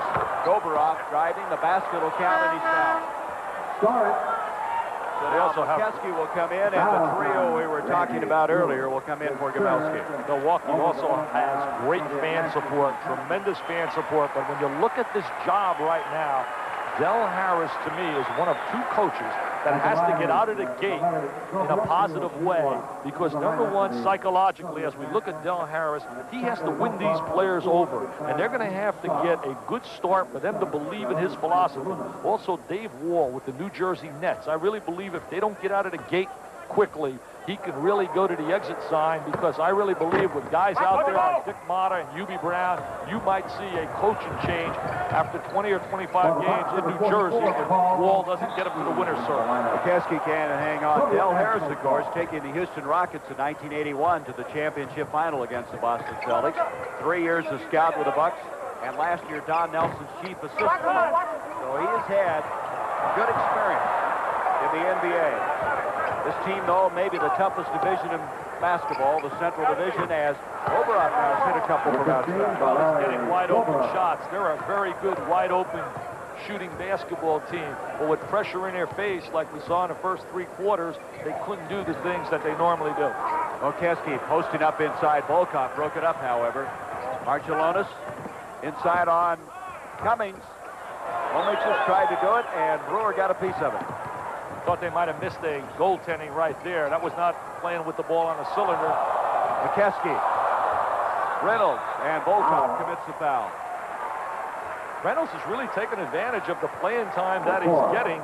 Ricky Pierce, as we talked about earlier, certainly not here, issued a threat, simply said, trade me if you don't want to give me a new contract. His agent's talking 700, 900,000. I can't even imagine those numbers, Gary. I know you can, but I can't. Get out of here. This is Soviets with 21 turnovers, but basically, he has a 3-year deal for $250,000 a year, and I just feel, and I like Ricky Pierce. He's a great plus to this team. I think ultimately they would take care of him if he got in here. Hey, you don't want to threaten the people, because when you threaten them, they're getting a little upset, and they're going to play a little hardball. Well, I tell you what, those ultimatums don't set very well. That's 23 points for Reynolds.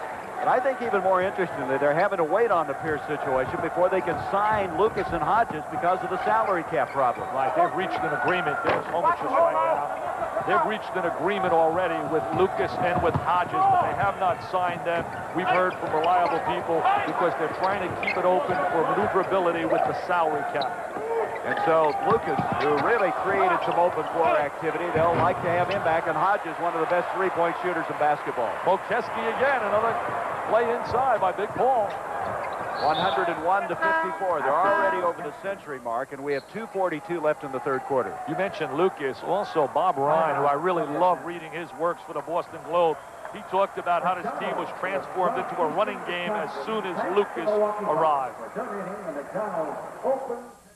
I'm here with Boris Stankovic, who is the Secretary General for FIBA. Boris, for those who aren't aware of what FIBA is, tell us a little bit about FIBA and exactly what you do.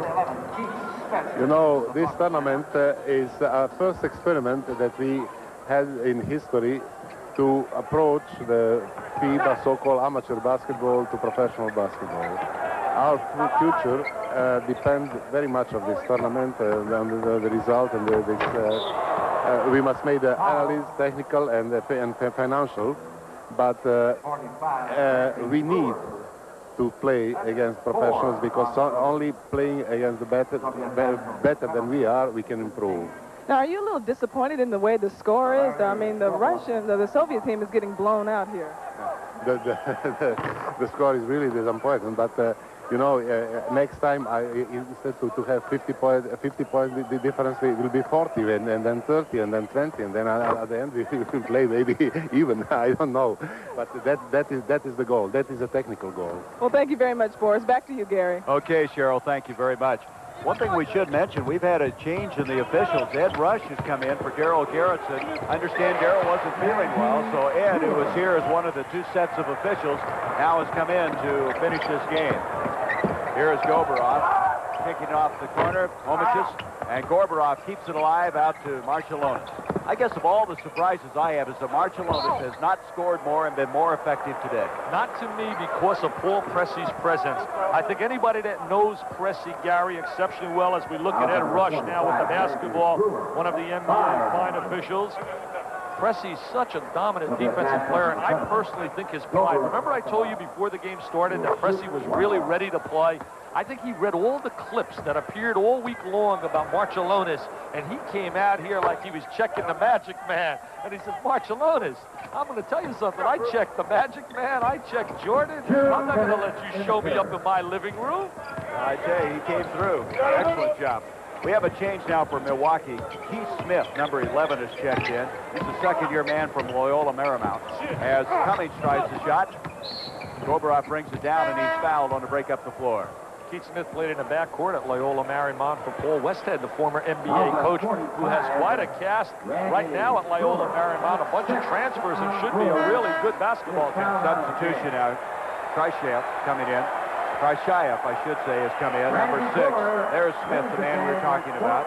He is a 6'3", second-year man. He was a second-round pick last year. Also coming in again will be Schroeder, as Brewer has fouled out of the ball game.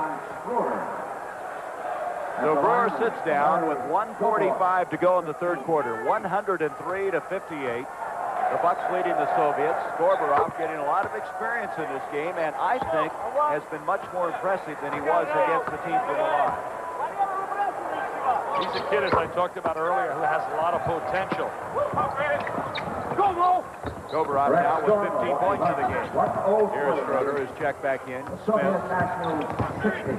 Smith, a very good defensive player. And he tried to backdoor to McKeskey, and Volkov comes up with it. Volkov, Rashayev. Schroeder brings it back out. Nice bounce pass by Volkov, getting the ball to Rashayev. And Reynolds is kind of hammered as he goes inside, and he's fouled. Let's get back to talking some basketball. We talked about the NBA. What about the colleges this year? Dick, I know you have a magazine out. You're picking who's going to win it all, and how have you ranked them thus far? Well, thanks a lot for plugging in Dick Vitale Basketball. I knew if I didn't, I was in trouble. Well, I gave you one for nothing. You didn't help me out by buying one. But basically right now, Gary, nobody wants to be number one. Everybody says, well, we're not good enough. You talk to Eddie Sutton, I did this week. He said, heck, we're not number one. You talk to Bill Frieder. He says, Vitale, you're wacky. Basically, I go Michigan, Kentucky, the Hoosiers of Indiana with Syracuse and Pittsburgh. December 5th is going to be quite a day. Doubleheader on ABC when we have the Hoosiers versus Kentucky and Notre Dame, the courageous little one, David Rivers against Purvis Ellison and Louisville. What a doubleheader. That should be, what, 60,000 for that one? Well, I don't know how many tickets they'll sell, but I guess they can sell as many as they so desire. But I know one thing. I can't wait to sit at courtside and watch Eddie Sutton go head-to-head with the General Robert Montgomery Knight. Robert Montgomery. At the line is Volkov. Volkov takes the free throw, and it's now 104 to 61. 1:12 to go in the third quarter. Gomelski up now, yelling some instructions out. Gomelski, a classic-looking guy. He's had 5 Soviet teams in the Olympics. We said he's watched TV from the United States, watched the basketball since '56. Very innovative guy, and they love him in the USSR. He really thinks the world of Bobby Knight and his style of play, and also Red Auerbach. They're starting to wave here, and the other night, the Soviet players in watching the game, some of them got involved in the wave. They thought that was something unusual. Volkov on the move, and we're going to have a loose ball foul. The crowd is getting a little bit loud, having a lot of fun out here right now. Alexander Gomelski is trying to experiment with some trapping defenses right now. They'll be a much tougher team when they hook up with Bob Donewall's Illinois State team. And then they start moving on, playing teams like North Carolina and Kentucky and Nevada, Las Vegas, and Indiana.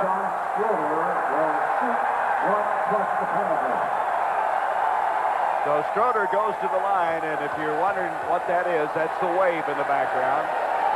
Kind of a festive attitude here in the Milwaukee Arena, which is the last year the Bucks will play here. They're going to be moving next door, adjacent to the Bradley Center.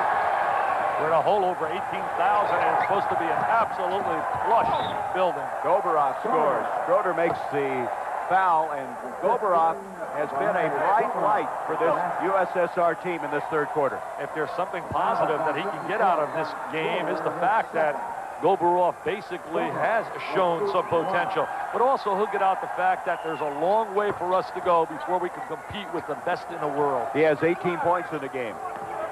Winding down this third quarter, 105 to 65, the Bucks. Here is Smith. Marcellonis trying to reach in from behind to come up with a steal. 10 seconds on the shot clock. 10 for Cummings, and Goberov got it. Soft. Marcellonis. Off to Krashayev. Can't get it. Bodies hit the floor. No harm, no foul. Right now they're going to look for a good shot. They're going to, with a big lead, he's trying to just get a little discipline out of his club right now. He's trying to go one-on-one with Reynolds right here. There's a trap. 5 seconds. You see it on the screen. Smith at the buzzer. And the third quarter has come to a close. The Bucks lead at 105 to 65. We'll return with more of the McDonald's Basketball Open after this message and a word from our local station. This ABC Sports exclusive is being brought to you by AT&T, the right choice. By Allstate, for home, auto, and life insurance, you're in good hands with Allstate.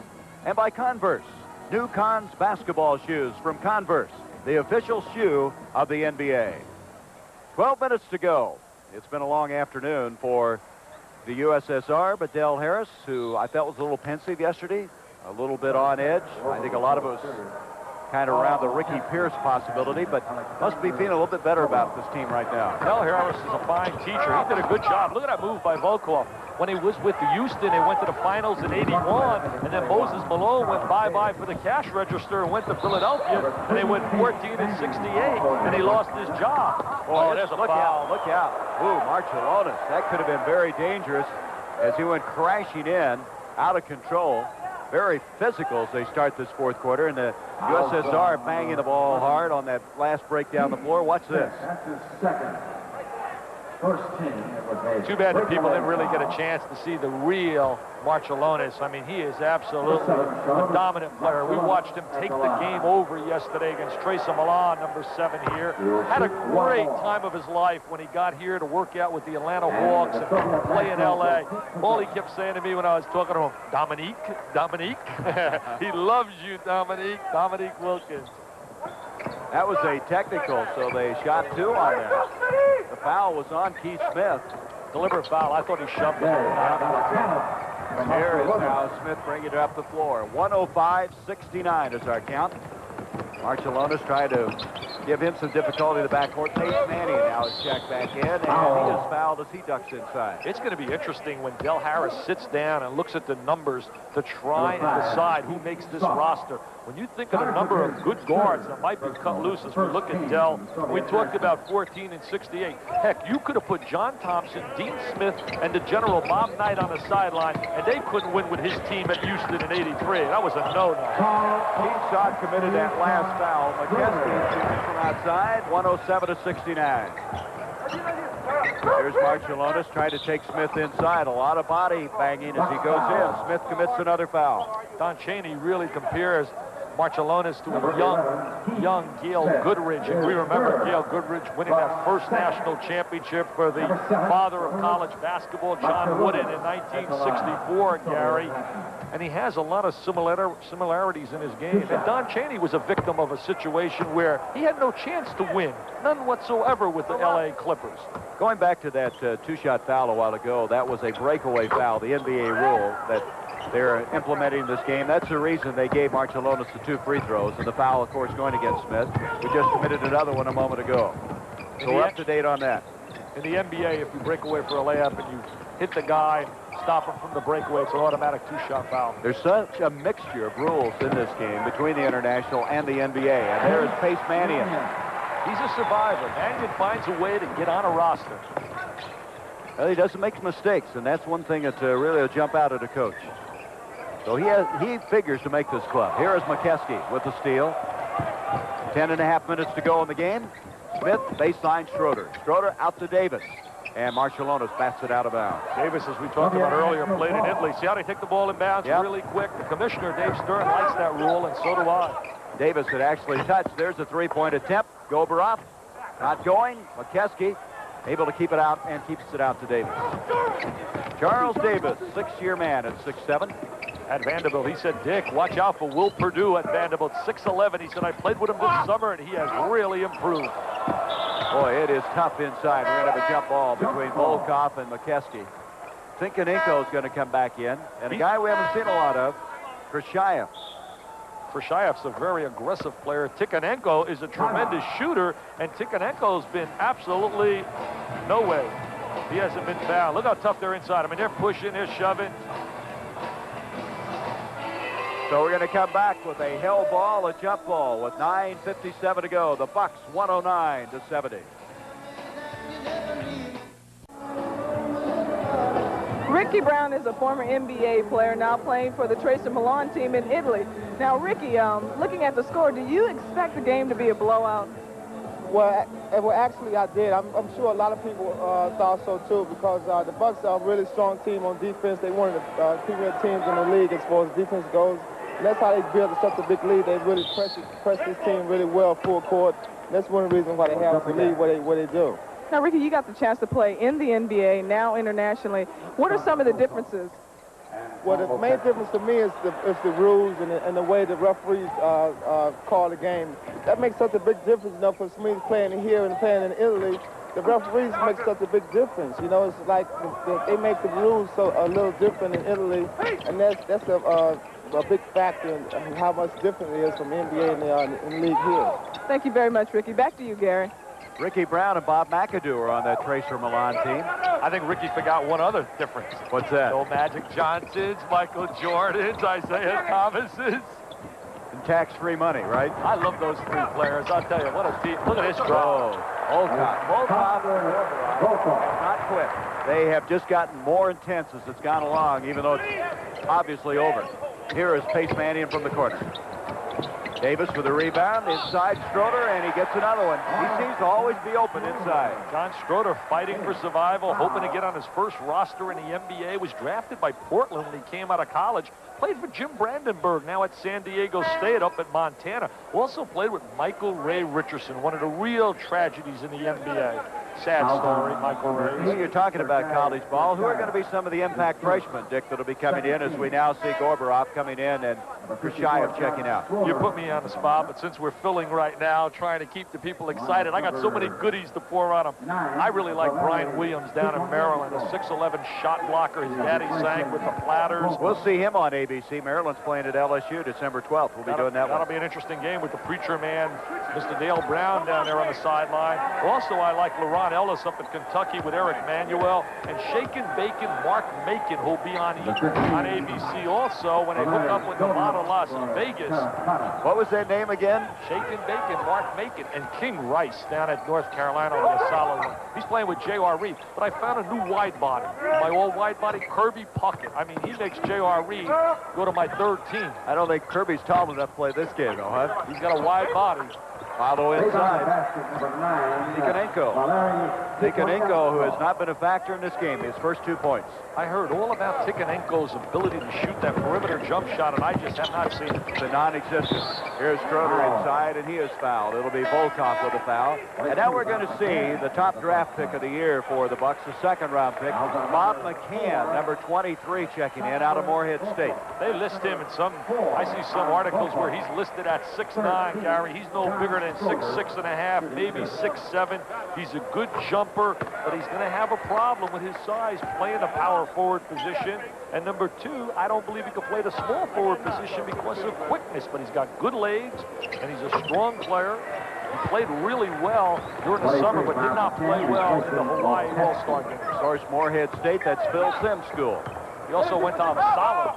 Backdoor Volkov, and he is fouled. Uppsala in New Jersey, formerly coached by Richie Adubato, now on the staff down in Dallas, along with John McLeod. Schroeder with the foul. You know, interesting left. They're trying a lot of those alley-oop passes, trying to go backdoor. You cannot do that in international rules, so they are trying to adjust the Soviets. Internationally, you must catch the ball, come down, and then take it up. And I really believe that was put in to try and sort of stop some of the great leapers that exist in the United States. Again, that's one of my prejudicial views. Here's Davis. Marcellonis able to impede his progress. 8:19 left to go. 114-74 in favor of the Bucks. Volkov still playing hard, as this guy is. Gorbarov. Here's Pete Sock.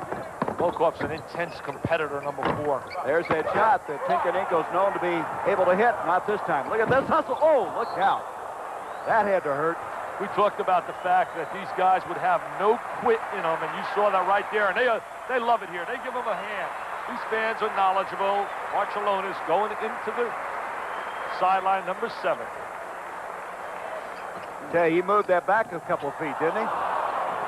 Strong kid, tough kid. Marcellonis. Took over. Kovarov really looking impressive in transition. They may have found the guy to play that pivot spot until Arvydas Sabonis can get back, and that's not sure he'll ever come back. Here's Mannion to Schroeder. Look at Gorbarov bang inside, and that's going to go off of the Bucks. Sabonis, there's a lot of stories how he got hurt. There's been talk he fell down a flight of stairs and hurt the Achilles tendon. There's talk he's hurt the other Achilles tendon, and he's at about 20% right now, and that's going to be hard to get back in time for Seoul. We've been told that he's torn one, I guess, Achilles tendon twice, and the other one once, and has had 2 operations. Substitution, Winston Garland, number 5, comes back into the game. The should say rookie out of Southwest Missouri State. Also, I don't want people to just know that Mr. Gomelski loves Bobby Knight. He loved Red Auerbach. He couldn't say enough about the father of the NBA in coaching, Arnold Red Auerbach. Inside, trying to come up with it was Davis. It's going to be his ball. The Bucks will bring it in. 7:14 left to go. Well, the first meeting ever between the NBA and the Soviet national team, and obviously it's been a long day for the Soviets. They'll try to go to school, I'm sure, on this game, but the Bucks have really come in here and demolished the Soviet team. They took this game with a tremendous amount of pride. You and I saw that at practice. They were very intense at practice. There's the drive by Garland. He draws the contact, number 5, Southwest Missouri State. They were a Cinderella story. Played really excellent basketball all year long, and they beat out Cleveland State, Kevin Mackey's team. A lot of people think this year might be a surprise basketball game. Khrushchev was checked in, number 8. He's from Leningrad, 26 years of age. He toured the States last fall, so a lot of these guys have been here 5, 6 times coming to the States. They were 8 and 6 on that tour they took last year. They won some big games and then lost some along the way, but very competitive basketball, and they'll play very competitive against the top American colleges along their tour that starts with Illinois State. Tinkenenko out to Homicus. Still good ball movement, 3-point attempt. Boy, it's just not there today. Here is Garland. Out to Schroeder. It's just looks like it'll be a 3-point attempt. Went inside to Davis, kicked out, it'll be the Bucks ball. The NBA is experimenting with the line that's being utilized here in the CBA, 22 feet. Thinking about moving it up slightly from their current 23-9, which is really a downtown bomber. Even you would have a tough time shooting that. The Bucks 116, the Soviets 76. Never been in doubt since early in this game. Milwaukee playing extremely well. The Soviets finding out how tough it is. The life of the NBA. Look at the field goals. Well, they found out defensively, Gary, that really they locked up that three-point shot early. They shut down the three-point play, which was devastating to the Italy team yesterday. It was, as you said earlier, non-existent, and that's been a major story right out of the gate. Well, one thing we should mention, we were saying this at the top of the broadcast, that first place money is $50,000, and the Bucks are going to donate their share of the prize money to 2 charities, the Midwest Athletes Against Childhood Cancer and the Ronald McDonald Children's Charities. And what 2 outstanding charities here in the Milwaukee area. And John McLaughlin, the former Milwaukee Bucks standout, is the chairman of the Midwest Athletes Against Childhood Cancer. John McLaughlin, also along with former, I guess, Bucks play-by-play guy Eddie Doucette, started that years ago. And as you stated, I think it's very obvious, just a great, great charity, both of them. So $50,000 goes to the winner, $30,000 to the runner-up, and Milan, who finished third, got $20,000. J.J. Weber, a former Wisconsin standout, getting ready to come into the game. That's what that cheer is for. Homicus just hits the shot outside. Homicus just shoots the three-point shot, the home run. Here's McCann, the rookie, trying to make this roster, the 12-man roster. Doesn't get that one to go. Good second effort. Doesn't get it again. And Tinkenenko will get it. Now becomes a Volkov. I think they cleared out. They saw him headed down the middle on that one. He just constantly wants to take the ball to the goal. Always going to the basket. Number 4, Alexander Volkov. Discretionary move that time by Winston Garland. 117-81. Pace Mannion with the basket. He ran a great backdoor cut, little interior pass. He really sees the floor well, doesn't he? Excellent 2-man basketball. Homicus kicks it off to Tinkenenko. Schroeder in his face. Tinkenenko can't get it. And it'll be saved by Homicus. They're still hustling, aren't they? They're very tenacious. Very tenacious. Khrushchev. Rebound, McCann. Pace Mannion will set up a three-pointer. By the way, if they foul you on a three-pointer, you get 3 shots. Yeah, in this game here you do. Certainly not in the NBA. Well, they're getting ready for J.J. Weber. He's sitting on the far side. He was the leading scorer and rebounder for Steve Yoder's team at Wisconsin last year. I had the pleasure of calling a game against Indiana when it went into triple overtime, and he played brilliantly along with Mike Heineman in an outstanding college basketball game won by the Hoosiers. Well, he grew up in this area. He went to Kettle Moraine. There's Homich hitting now. He's hit 2 in a row out there. Well, he looks on the sideline, and he sees Paul Pressey sitting on the sideline, and Reynolds and that whole gang. And now you can't allow them to shoot that open shot. Well, Del Harris didn't like that, and he called a timeout. 4:45 as you see J.J. Weber, 6'7", a rookie, trying to make this Milwaukee Bucks club. 119 to 84. It's the Bucks all the way. You wonder, Dick, how Alexander Gomelski got started coaching basketball. What influenced him over there to be that interested in the game? Well, I'll tell you one thing. He made a great study of the game. He studied our great coaches here as you look at him sitting on that sideline. And a lot of people didn't think he would survive in coaching after 1980 when they lost in the Olympics at home. They finished in 3rd place, and the games were in Moscow. And a lot of people didn't think he would come back, but he's made a comeback, and he's back running their teams again. Substitutions now coming into the ball game. Dudley Bradley for the first time. There's Bradley. Also Jerome Batiste, number 31's in. Batiste played over at McNeese State University where they got a kid, remember this name, Anthony Poulard, 6'9", and he can play. Archelanos, I don't think he's hit a three-pointer all day. He tried to hit that one inside. Krashayev is fouled. Some people are going to pay for Marciulionis' performance here. Believe me, he's one of those guys capable of putting 30 and 35 on a board. Just hasn't happened today. Krashayev going to the line. Krashayev has not scored in this game. 121 to 84. Another issue I want to bring up. I know you're waiting to pounce on this one. Who could be some of the surprise teams in college basketball? Austin Peay can really be outstanding. Would have that great chant, "Let's go Peay." I had the pleasure of speaking at their banquet. They really are unbelievable. That. And Kansas would have a great chant, "Rock, Chalk, Jayhawk." Well, that's a legitimate one. No, they're not a surprise. They're going to be certainly in the top 5 in everybody's poll. Maryland certainly could be a surprise with Bob Wade, with Rudy Archer, and Brian Williams. There's a layup by Homichus. You put me on the spot while the action's going on. Go ahead, you're doing it all. Well, you got to talk. Watch George Raveling in the University of Southern Cal. They're certainly not going to be in the top 20, but they're going to cause some problems. He's got some really new quality players, and George knows how to recruit and put a program together. Xavier, Petey Gillen's team with Byron Larkin could certainly be an outstanding basketball team. I want to remind everybody, ABC's World News Sunday will be coming up immediately in some parts of the country. Some of you will see it following your local news. 3:26 left to go in the game. 121 to 87. The score has really been of no consequence since early. As they're winding it down here, a reminder, of course, Game 7 from the World Series. They'll have the Homer Hankies out in the Metrodome as the Twins and Cardinals have decided, starting 8 o'clock Eastern. A lot of activity then coming on Monday night because we'll have 2 games coming your way.